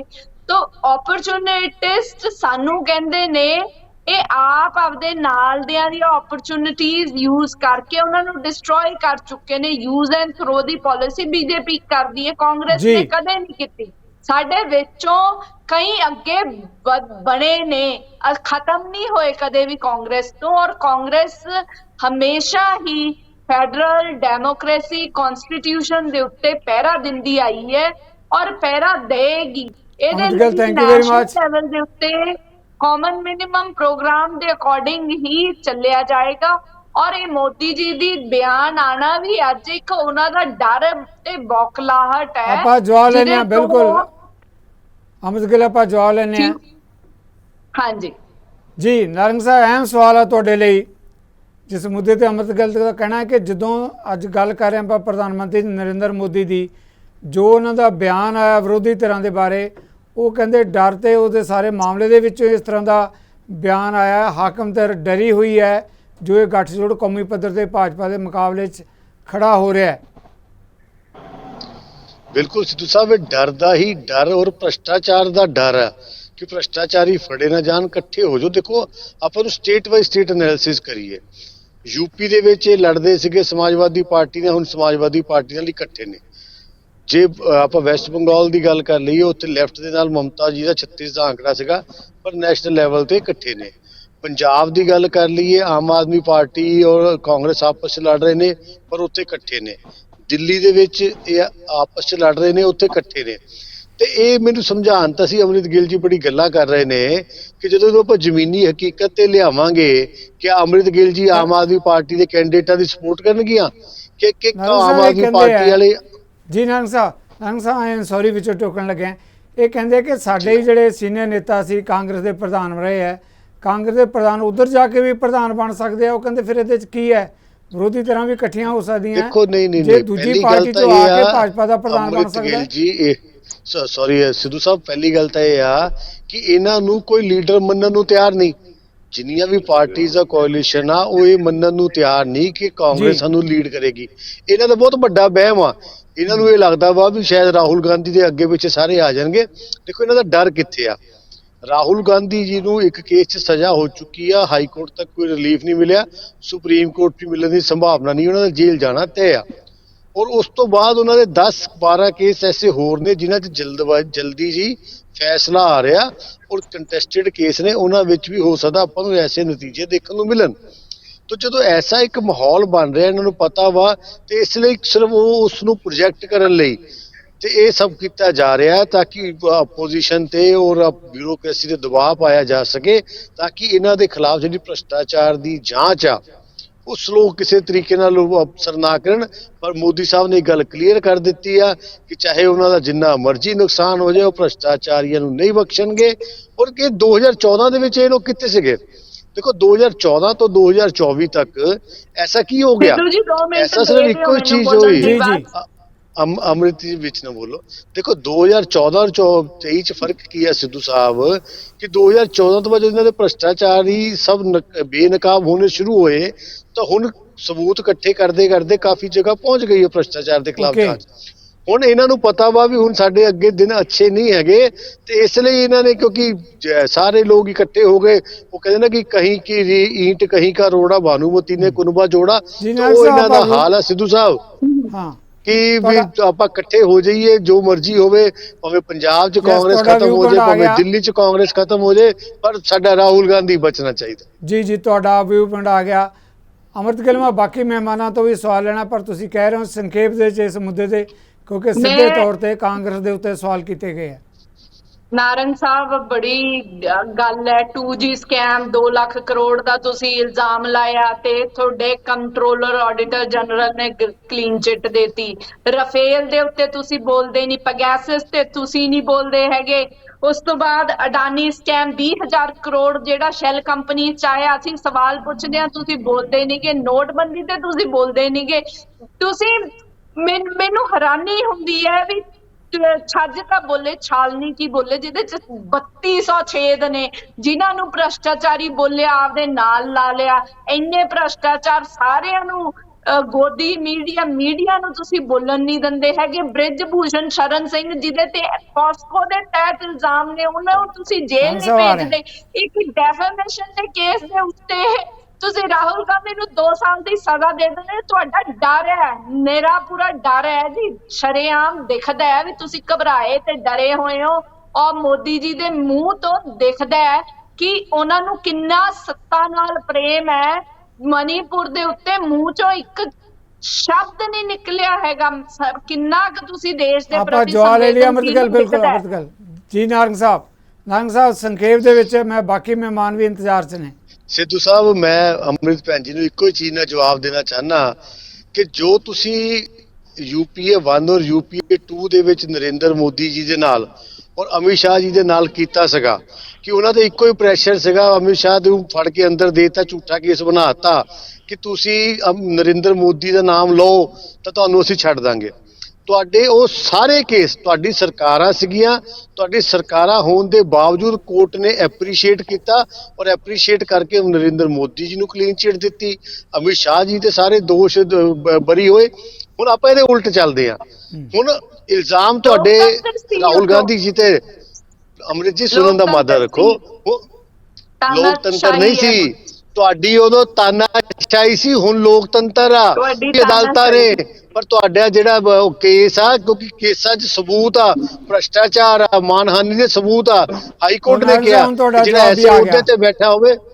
ਜਗਤਾਰ ਜੀ, ਗੋਗੋਈ ਜੀ, ਪਹਿਲੀ ਵਾਰ ਹੋਇਆ ਵੀ 4 ਜਸਟਿਸ ਨੇ ਸੁਪਰੀਮ ਕੋਰਟ ਦੇ ਨੇ ਤੁਹਾਨੂੰ ਕਿਸੇ ਕੋਰਟ 'ਚੋਂ ਅੱਜ ਤੱਕ ਕੋਈ ਰਿਲੀਫ ਨਹੀਂ ਮਿਲਿਆ, ਕਿਉਂਕਿ ਜੇ ਸੱਚਾ ਬਣਾਇਆ। ਇਹਦੇ ਤੋਂ ਕੀ ਮਿਲਦੇ ਨੇ ਸਬੂਤ, ਕੀ ਬੋਲਦੇ ਆਪਾਂ ਆਨੇ ਆ ਫਿਰ ਤੁਹਾਡੇ ਵੱਲ।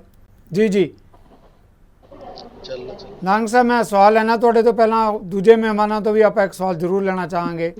ਬਲਟੋਆ ਜੀ, ਆਵਾਜ਼ ਸੁਣ ਰਹੇ ਹੋ? ਹਾਂਜੀ।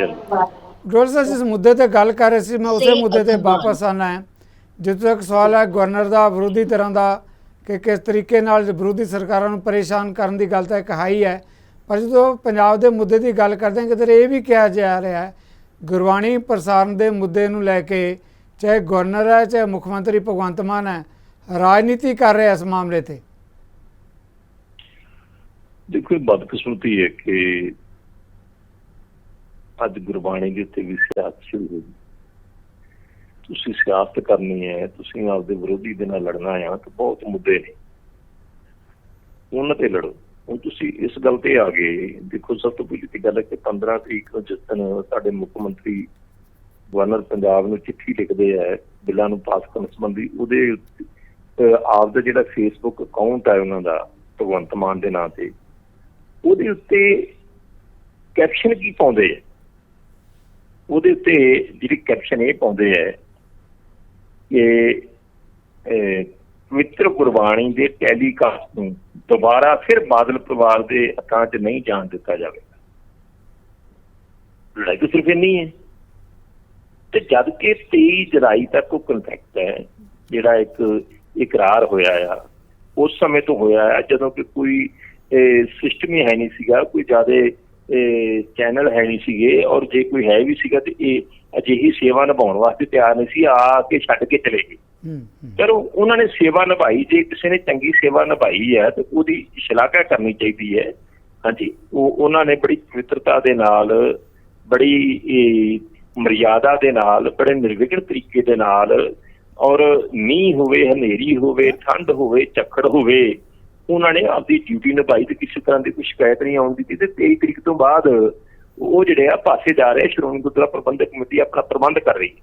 ਹੁਣ ਇਹਨਾਂ ਨੂੰ ਇਹ ਵੀ ਪਤਾ ਸੀਗਾ ਕਿ 23 ਤਰੀਕ ਨੂੰ ਜਿਹੜਾ ਆ ਖਤਮ ਹੋ ਰਿਹਾ ਤੇ ਸ਼੍ਰੋਮਣੀ ਕਮੇਟੀ ਅਗਲਾ ਕਦਮ ਚੁੱਕ ਰਹੀ ਹੈ। ਤੇ ਜਾਣ ਬੁੱਝ ਕੇ ਇੱਕ ਚਰਚਾ ਛੇੜਨ ਵਾਸਤੇ, ਕੇਵਲ ਇੱਕ ਸਿਆਸਤ ਕਰਨ ਦੀ ਖਾਤਰ ਜਿਹੜਾ ਸੈਸ਼ਨ ਸੱਦਿਆ ਗਿਆ ਤੇ ਉੱਥੇ ਸਾਰਾ ਜਿਹੜਾ ਆ ਡਰਾਮਾ। ਥੈਂਕ ਯੂ ਬਲਟੋਹਾ ਜੀ। ਬਿਲਕੁਲ ਰਾਜਨੀਤੀ ਦੇ ਮੁੱਦੇ ਦੀ ਤੁਸੀਂ ਗੱਲ ਕਰ ਰਹੇ ਹੋ ਕਿ ਰਾਜਨੀਤੀ ਕਰਨ ਦੇ ਲਈ ਵਿਸ਼ੇਸ਼ ਸੈਸ਼ਨ ਬੁਲਾਇਆ ਗਿਆ। ਅਮਰਿੰਦਰ ਜੀ, ਇਸ ਮਾਮਲੇ ਤੇ ਦੇਖੋ ਮੁੱਦਾ ਪੂਰੇ ਸਿੱਖ ਭਾਈਚਾਰੇ ਨਾਲ, ਪੰਜਾਬੀ ਨਾਲ ਜੁੜਿਆ ਹੋਇਆ ਮੁੱਦਾ, ਜਿਸ ਮਾਮਲੇ ਦੀ ਬਲਟੋਹਾ ਜੀ ਨੇ ਗੱਲ ਕੀਤੀ ਹੈ ਕਿ ਸਿਆਸਤ ਕਰਨ ਦੇ ਲਈ ਆਪਾਂ ਗੱਲ ਤਾਂ ਕਰਦੇ ਹਾਂ ਕਿ ਵਿਰੋਧੀ ਧਿਰਾਂ ਕਹਿ ਰਹੀਆਂ ਕਿ ਗਵਰਨਰ ਦੇ ਰਾਹੀਂ ਇਸ ਤਰੀਕੇ ਨਾਲ ਪਰੇਸ਼ਾਨੀਆਂ, ਪਰ ਉਹ ਕਹਿੰਦੇ ਆ ਕਿ ਸਰਕਾਰ ਵੱਲੋਂ ਜਿਹੜਾ ਸੈਸ਼ਨ ਬੁਲਾਇਆ ਗਿਆ ਉਹ ਸਿਰਫ ਇਸ ਮੁੱਦੇ ਤੇ ਰਾਜਨੀਤੀ ਕਰਨ ਲਈ ਬੁਲਾਇਆ ਗਿਆ। ਜੀ ਅਮਰਿੰਦਰ ਜੀ। ਦੇਖੋ ਸਿੱਧੂ ਸਾਹਿਬ, ਜਿਵੇਂ ਜਿਹੜਾ ਬਿੱਲ ਹੈਗਾ ਉਹ ਅਜੇ ਤੱਕ ਮਤਲਬ ਗੈਜਟ ਨੋਟੀਫਿਕੇਸ਼ਨ ਤੱਕ ਨਹੀਂ ਪਹੁੰਚ ਪਾ ਰਿਹਾ ਵਿਧਾਨ ਸਭਾ ਦੇ ਸਾਰੇ ਉਸ ਤੋਂ ਬਾਅਦ ਪ੍ਰੋਸੀਜਰ ਤੋਂ ਬਾਅਦ ਵੀ, ਤੇ ਉੱਥੋਂ ਤਾਂ ਇਹੀ ਕਿਉਂ ਜ਼ਾਹਰ ਹੋ ਰਿਹਾ। ਲੇਕਿਨ ਇਹਦੇ ਦੂਜੇ ਪਾਸੇ ਜੇ ਆਪਾਂ ਦੇਖੀਏ, ਜਿਵੇਂ ਬਲਟੋਹਾ ਜੀ ਕਹਿ ਰਹੇ ਹੈ ਕਿ ਭਗਵੰਤ ਮਾਨ ਜੀ ਨੇ ਟਵੀਟ ਕਰਤਾ ਕਿ ਬਾਦਲਾਂ ਕੋਲ ਮੈਂ ਗੁਰਬਾਣੀ ਚੈਨਲ ਜਿਹੜਾ ਨਹੀਂ ਜਾਣ ਦਾਂਗਾ ਪ੍ਰਸਾਰਣ, ਇਹ ਫ੍ਰੀ ਫॉर ਆਲ ਹੋਣਾ ਚਾਹੀਦਾ ਹੈ। ਤੇ ਦੂਜੇ ਪਾਸੇ ਜੇ ਦੇਖੀਏ, ਬਾਦਲ ਵੀ ਨਹੀਂ ਹਟ ਰਹੇ, ਉਹਨਾਂ ਨੇ YouTube ਚੈਨਲ ਜਿਹੜਾ ਬਣਾਇਆ ਉਹ ਵੀ ਉਹਨਾਂ ਨੇ ਆਪਣੇ ਆਪ ਨੂੰ ਹੀ ਦੇ ਲਿਆ। ਜਿਹੜੇ ਮਤਲਬ ਰਾਈਟਸ ਹੈਗੇ ਉਹ ਉਹਨਾਂ ਨੂੰ ਹੀ ਦੇ ਲਿਆ, ਜਿਨ੍ਹਾਂ ਦੇ ਡਾਇਰੈਕਟਰ ਜਿਹੜੇ ਆ ਨੰਨੀ ਸ਼ਾਹ ਦੇ ਡਾਇਰੈਕਟਰ ਵੀ ਸੇਮ ਵਿੱਚ ਹੈਗੇ ਆ ਤੇ ਕੰਪਨੀ ਵੀ ਉਹੀ ਹੈ, ਤੇ ਸਿਰਫ ਨਾਮ ਇੱਕ ਦੋ ਚੇਂਜ ਕਰਕੇ ਉਹ ਵੀ ਗੁਰਬਾਣੀ ਪ੍ਰਸਾਰਣ ਨੂੰ ਛੱਡਣ ਲਈ ਤਿਆਰ ਨਹੀਂ ਹੈ। ਸੋ ਇਹ ਜਿਹੜੀ ਗੱਲ ਹੈਗੀ ਹੈ ਇਹ ਗੱਲ ਛੋਟੀ ਨਹੀਂ ਹੈ, ਉਹਦੇ ਵਿੱਚ ਵੱਡਾ ਬਿਜ਼ਨਸ ਇਨਵੋਲਵਡ ਹੈ ਤੇ ਭਗਵੰਤ ਮਾਨ ਚਾਹੁੰਦਾ ਕਿ ਉਹ ਬਿਜ਼ਨਸ ਉਹਨਾਂ ਕੋਲ ਖੋਇਆ ਜਾਵੇ ਤੇ ਉਹ ਕਹਿ ਰਹੇ ਅਸੀਂ ਇਹ ਬਿਜ਼ਨਸ ਛੱਡਣਾ ਨਹੀਂ ਹੈ। ਸੋ ਇਹ ਜਿਹੜਾ ਇੱਕ ਨੂੰ ਬਿਜ਼ਨਸ ਬਣਾਇਆ ਹੋਇਆ ਗੁਰਬਾਣੀ ਪ੍ਰਸਾਰਣ ਨੂੰ, ਉਹਦੀ ਜਿੰਨੀ ਮਤਲਬ ਨਿੰਦਾ ਕੀਤੀ ਜਾਵੇ ਉਨੀ ਥੋੜੀ ਹੈ। ਗੁਰਬਾਣੀ ਜਿਹੜੀ ਹੈ ਸਰਬ ਸਾਂਝੀ ਹੈ ਤੇ ਹਰੇਕ ਨੂੰ ਉਹਦਾ ਅਧਿਕਾਰ ਹੈ, ਕਿਸੇ ਦੀ ਉਹ ਮੋਨੋਪੋਲੀ ਨਹੀਂ ਹੈ ਤੇ ਇਹ ਮੋਨੋਪੋਲੀ ਬਣਾਣੀ ਵੀ ਨਹੀਂ ਚਾਹੀਦੀ। Thank you very much. Narang ਸਾਹਿਬ, ਬਹਿਸ ਨੂੰ ਸਮੇਟਣ ਤੋਂ ਪਹਿਲਾਂ ਲਾਸਟ ਕਮੈਂਟ, ਜੋ ਦੋਨਾਂ ਧਿਰਾਂ ਵੱਲੋਂ ਐਨਡੀਏ ਦੀ ਗੱਲ ਕਰ ਲਈਏ, ਚਾਹੇ ਦੂਜੇ ਪਾਸੇ ਜਿਹੜੀ ਵਿਰੋਧੀ ਧਿਰਾਂ ਦੇ ਗੱਠਜੋੜ ਦੀ ਪਲੇਟਫਾਰਮ ਦੀ ਗੱਲ ਕਰ ਲਈਏ, ਜੋ ਕੁਝ ਕੌਮੀ ਪੱਧਰ ਤੇ ਵਾਪਰ ਰਿਹਾ ਹੈ, ਲੱਗਦਾ ਕਿ ਅਜਿਹੀਆਂ ਇਲੈਕਸ਼ਨ ਦੇ ਲਈ ਇੱਕ ਵੱਡੀ ਲਕੀਰ ਇਸ ਦੇਸ਼ ਦੇ ਵਿੱਚ ਖਿੱਚੀ ਜਾ ਰਹੀ ਹੈ, ਪੋਲਰਾਈਜੇਸ਼ਨ ਹੋ ਰਹੀ ਹੈ ਦੇਸ਼ ਦੇ ਅੰਦਰ ਪੋਲੀਟੀਕਲ ਪਾਰਟੀਆਂ ਦੀ ਪਾਰਲੀਮੈਂਟ ਇਲੈਕਸ਼ਨ ਦੇ ਮੱਦੇਨਜ਼ਰ। ਸਿੱਧੂ ਸਾਹਿਬ, ਦੇਸ਼ ਦੇ ਵਿੱਚ ਜਿਹੜੇ ਭ੍ਰਸ਼ਟਾਚਾਰੀ ਨੇ ਉਹ ਇਕੱਠੇ ਹੋ ਰਹੇ ਨੇ ਮੋਦੀ ਸਾਹਿਬ ਦੇ ਸੁਸ਼ਾਸਨ ਦੇ ਖਿਲਾਫ। ਉਹ ਲੋਕਤੰਤਰ 'ਚ ਜਨਤਾ ਸਰਵੋਪਰੀ ਹੁੰਦੀ ਹੈ। ਇਹਨਾਂ ਸਾਰਿਆਂ ਨੂੰ 2024 'ਚ ਜਵਾਬ ਮਿਲ ਜਾਏਗਾ। Okay, thank you very much. ਅਮਰਤ ਗੱਲ ਇਦਾਂ ਹੀ ਸੰਖੇਪ ਦੇ ਵਿੱਚ ਇੱਕ ਕਮੈਂਟ। ਬਾਕੀ ਐਲਾਈਜ਼ ਐਨਡੀਏ ਦਾ ਪਾਰਟ ਹੈ ਔਰ ਵਲਟੋਹਾ ਜੀ ਬੈਠੇ ਨੇ। ਅਸੀਂ ਅਕਾਲੀ ਦਲ ਦਾ ਕਦੀ ਸਾਥ ਨਹੀਂ ਛੱਡਿਆ। ਅਕਾਲੀ ਦਲ ਆਪਣੇ ਆਪ ਗਿਆ ਔਰ ਅਕਾਲੀ ਦਲ ਜੇ ਆਪਣੇ ਆਪ ਵਲੰਟੀਅਰਲੀ ਆਏਗਾ ਤਾਂ ਐਨਡੀਏ 'ਚ ਤਾਂ ਸਵਾਗਤ ਹੈ। ਸਾਰਾ ਦੇਸ਼ ਦੇਖ ਰਿਹਾ ਵੀ ਕਿਸ ਤਰੀਕੇ ਦੇ ਨਾਲ ਮੋਦੀ ਦੀ ਈਡੀ ਸੀਬੀਆਈ ਲੋਕਾਂ ਦੇ ਨਾਲ, ਆਪੋਜੀਸ਼ਨ ਪਾਰਟੀਆਂ ਦੇ ਨਾਲ ਧੱਕਾ ਕਰਦੀ ਹੈ, ਬਾਹ ਮਰੋੜਦੀ ਹੈ, ਫਿਰ ਆਪਦੇ ਵੱਲ ਲੈ ਕੇ ਜਾਂਦੀ ਹੈ, ਸਰਕਾਰਾਂ ਬਣਾਉਂਦੀ ਹੈ, ਗਵਰਨਰਾਂ ਨੂੰ ਕਿਵੇਂ ਯੂਜ਼ ਕਰਦੀ ਹੈ ਤੇ ਲੋਕਤੰਤਰ ਦੀ ਕਿਸ ਤਰੀਕੇ ਦੇ ਨਾਲ ਹੱਤਿਆ ਹੋ ਰਹੀ ਹੈ, ਮਾਈਨੋਰਿਟੀਜ਼ ਦੇ ਨਾਲ ਕਿਵੇਂ ਧੱਕਾ ਹੋ ਰਿਹਾ ਹੈ ਤੇ ਪੋਲਰਾਈਜ਼ ਕੌਣ ਕਰ ਰਿਹਾ ਹੈ। ਇਹ ਸਾਰਾ ਕੁਝ ਕਰਨਾਟਕਾ ਤੇ ਹਿਮਾਚਲ ਦੀ ਹਾਰ ਤੋਂ ਬਾਅਦ ਬੀਜੇਪੀ ਨੂੰ ਸਮਝ ਆ ਗਿਆ ਤੇ ਇਸ ਲਈ ਬੌਖਲਾਹਟ ਜ਼ਿਆਦਾ ਹੈ। Okay, thank you very much. Valtoha ਜੀ, ਭਾਜਪਾ ਦਾ ਕਹਿਣਾ ਕਿ ਅਸੀਂ ਅਕਾਲੀ ਦਲ ਨੂੰ ਨਹੀਂ ਛੱਡਿਆ, ਅਕਾਲੀ ਦਲ ਆਪਣੇ ਆਪ ਪਾਸੇ ਹੋਇਆ ਸੀ। ਦੇਖੋ, ਕਿਸੇ ਦਾ ਜੀ ਨਹੀਂ ਕਰਦਾ ਹੁੰਦਾ ਕਿ ਕਿਸੇ ਨਾਲ ਪਾਈ ਹੋਈ ਸਾਂਝ ਤੋਂ, ਔਰ ਉਸ ਸਮੇਂ ਸਾਂਝ ਪਾਈ ਸੀ ਜਦੋਂ Bharatiya Janata party GT road ਤੇ ਸੀ। ਇਹਨਾਂ ਦੇ ਨਾਲ ਪੂਰੇ ਹਿੰਦੁਸਤਾਨ 'ਚ ਕੋਈ ਨਹੀਂ ਸੀਗਾ, ਪਰ ਕੇਵਲ ਤੇ ਕੇਵਲ ਜਿਹੜਾ ਆ ਸਰ ਪ੍ਰਕਾਸ਼ ਸਿੰਘ ਬਾਦਲ ਤੇ ਸ਼੍ਰੋਮਣੀ ਅਕਾਲੀ ਦਲ ਇਹਨਾਂ ਦੇ ਨਾਲ। ਪਰ ਹੋਇਆ ਕੀ ਕਿ ਵਾਜਪਾਈ ਸਾਹਿਬ ਤੁਰ ਗਏ, ਉਸ ਸਮੇਂ ਦੀ ਲੀਡਰਸ਼ਿਪ ਤੁਰ ਗਈ, ਜੇਤਲੀ ਸਾਹਿਬ ਤੁਰ ਗਈ, ਸੁਸ਼ਮਾ ਸਵਰਾਜ ਤੁਰ ਗਈ। ਉਸ ਤੋਂ ਬਾਅਦ ਜਿਹੜੀ ਲੀਡਰਸ਼ਿਪ ਹੈ ਭਾਰਤੀ ਜਨਤਾ ਪਾਰਟੀ ਦੀ, ਜਿਨ੍ਹਾਂ ਨੇ ਅਕਾਲੀ ਦਲ ਨੂੰ ਕਿਸੇ ਤਰ੍ਹਾਂ ਦਾ ਮਾਣ ਤਾਣ ਦੇਣ ਦੀ ਥਾਂ ਤੇ ਕੇਵਲ ਜਲੀਲ ਕੀਤਾ ਤੇ ਤੁਸੀਂ ਜਦੋਂ ਸੁਣਨੀ ਕੋਈ ਨਹੀਂ, ਮੰਨਣੀ ਕੋਈ ਨਹੀਂ, ਤੇ ਹਰ ਗੱਲ ਜਿਹੜਾ ਆ ਤੁਹਾਡੀ ਬਣਾਈ ਜਿਹੜੀ ਅਕਾਲੀ ਦਲ ਦੇ ਖਾਤੇ 'ਚ ਪਊਗੀ ਤੇ ਫਿਰ ਤੁਹਾਨੂੰ ਰੋਕੀਏ ਵੀ, ਸਮਝਾਈਏ ਵੀ ਭਾਈ ਆਹ ਕਦਮ ਜਿਹੜਾ ਆ ਨਹੀਂ ਚੰਗਾ, ਤੁਸੀਂ ਉਸ ਸਮੇਂ ਮੰਨੇ ਨਹੀਂ ਤੇ ਬਾਅਦ 'ਚ ਤੁਸੀਂ ਥੁੱਕ ਕੇ ਵੀ ਕੱਟਿਆ, ਮਾਫੀ ਵੀ ਮੰਗੀ ਤੇ ਉਹ ਕਾਨੂੰਨ ਵਾਪਸੀ ਵੇਲੇ ਦੱਸੋ ਜੇ ਸਾਡੀ ਮੰਨ ਲੈਂਦੇ ਤਾਂ ਗੱਲ ਮਾੜੀ। ਥੈਂਕ ਯੂ ਬਲਟੋਏ, ਤੁਹਾਡਾ ਵੀ ਬਣਾ ਗਿਆ ਬਿਲਕੁਲ। ਜਿਹੜਾ ਅਮਰਿੰਦਰ ਜੀ 2 ਲਾਈਨਾਂ ਦਾ ਲਾਸਟ ਕਮੈਂਟ, ਕੌਮੀ ਪੱਧਰ ਤੇ ਜੋ ਇਸ ਵੇਲੇ 2 ਪਲੇਟਫਾਰਮ ਉਸਰ ਰਹੇ ਹੈ, ਪੰਜਾਬ 'ਚ ਪਏਗਾ ਇੰਪੈਕਟ ਇਸ ਪੋਲੀਟਿਕਸ ਦਾ? ਦੇਖੋ ਸਿੱਧੂ ਸਾਹਿਬ, ਖਾਲੀ ਪੰਜਾਬ 'ਚ ਨਹੀਂ ਪਏਗਾ, ਪੂਰੇ ਹਿੰਦੁਸਤਾਨ ਦੇ ਵਿੱਚ ਮੈਂ ਸਮਝਦਾ ਇੱਕ ਵੱਡੀ ਲਕੀਰ ਖਿੱਚੀ ਜਾ ਰਹੀ ਹੈ ਤੇ ਇਸ ਦੇ ਨਾਲ ਇਹ ਦੇਖਣ ਨੂੰ ਮਿਲ ਰਿਹਾ ਕਿ ਸ਼ਾਇਦ ਆਮਣੇ ਸਾਹਮਣੇ ਦੀ ਟੱਕਰ ਹੋਏਗੀ ਤੇ ਜਿਹੜੀ ਹਿੰਦੁਸਤਾਨ ਦੀ ਜਨਤਾ ਹੈ ਉਹ ਡਿਸਾਈਡ ਕਰੇਗੀ ਕਿ ਉਹਨਾਂ ਨੇ ਜਿਹੜੀ ਅਗਲੀ ਸੱਤਾ ਕਿਸ ਨੂੰ ਦੇਣੀ ਹੈ। ਬਾਕੀ ਜ਼ੋਰ ਤਾਂ ਸਾਰੇ ਆਪਣਾ ਆਪਣਾ ਲਾਣਗੇ ਤੇ ਇਹ 2024 ਦੀ ਜਿਹੜੀ ਇਲੈਕਸ਼ਨ ਹੈ ਉਹੀ ਡਿਸਾਈਡ ਕਰੇਗੀ। ਆਪਾਂ ਉਸ 'ਤੇ ਕਮੈਂਟ ਨਾ ਕਰੀਏ, ਸਿਰਫ ਆਪਣਾ ਜਿਹੜਾ ਜ਼ੋਰ ਲਾਈਏ। ਬਹੁਤ ਬਹੁਤ ਮਿਹਰਬਾਨੀ, ਸਾਰੇ ਮਹਿਮਾਨਾਂ ਦਾ ਧੰਨਵਾਦ। ਵੱਡੇ ਮੁੱਦੇ ਤੇ ਅੱਜ ਬਹਿਸ ਜਿਹੜੇ ਮਹਿਮਾਨ ਜੁੜੇ ਅਸੀਂ ਉਹਨਾਂ ਦੇ ਧੰਨਵਾਦੀ ਹਾਂ। ਮੁੱਦਾ ਇੱਕੋ ਕਿ ਪੰਜਾਬ ਦੀ ਰਾਜਨੀਤੀ ਤੋਂ ਲੈ ਕੇ ਕੌਮੀ ਰਾਜਨੀਤੀ ਤੱਕ ਕਿਸ ਕਦਰ ਤੰਦਾਂ ਜੁੜੀਆਂ ਹੋਈਆਂ। ਸਵਾਲ ਅਗਲੀ ਜਿਹੜੀ ਪਾਰਲੀਮੈਂਟ ਇਲੈਕਸ਼ਨ ਦਾ ਹੈ, ਪੋਲਰਾਈਜੇਸ਼ਨ NDA ਤੇ NDA ਦੇ ਖਿਲਾਫ ਵਿਰੋਧੀ ਤਰ੍ਹਾਂ ਨਜ਼ਰ ਬਣੀ ਰਹੇਗੀ। ਆਉਣ ਵਾਲੇ ਦਿਨਾਂ 'ਚ ਇਹ ਗੱਠਜੋੜ ਕੀ ਰੂਪ ਕੀ ਸ਼ੇਪ ਅਖਤਿਆਰ ਕਰਦੇ ਹੈ। ਇਹਨਾਂ ਮਾਮਲਿਆਂ 'ਤੇ ਆਉਣ ਲਈ ਤੁਹਾਡੇ ਸਾਰਿਆਂ ਵੱਲੋਂ, ਜਿੱਥੇ ਆਪਾਂ ਮਹਿਮਾਨਾਂ ਦੇ ਇੱਕ ਵਾਰ ਮੁੜ ਧੰਨਵਾਦੀ ਹਾਂ, ਇੰਝ ਹੀ ਆਪਾਂ ਤੁਹਾਡੇ ਵੱਲੋਂ ਵੀ ਲਵਾਂਗੇ ਇਜਾਜ਼ਤ। ਸਤਿ ਸ੍ਰੀ ਅਕਾਲ।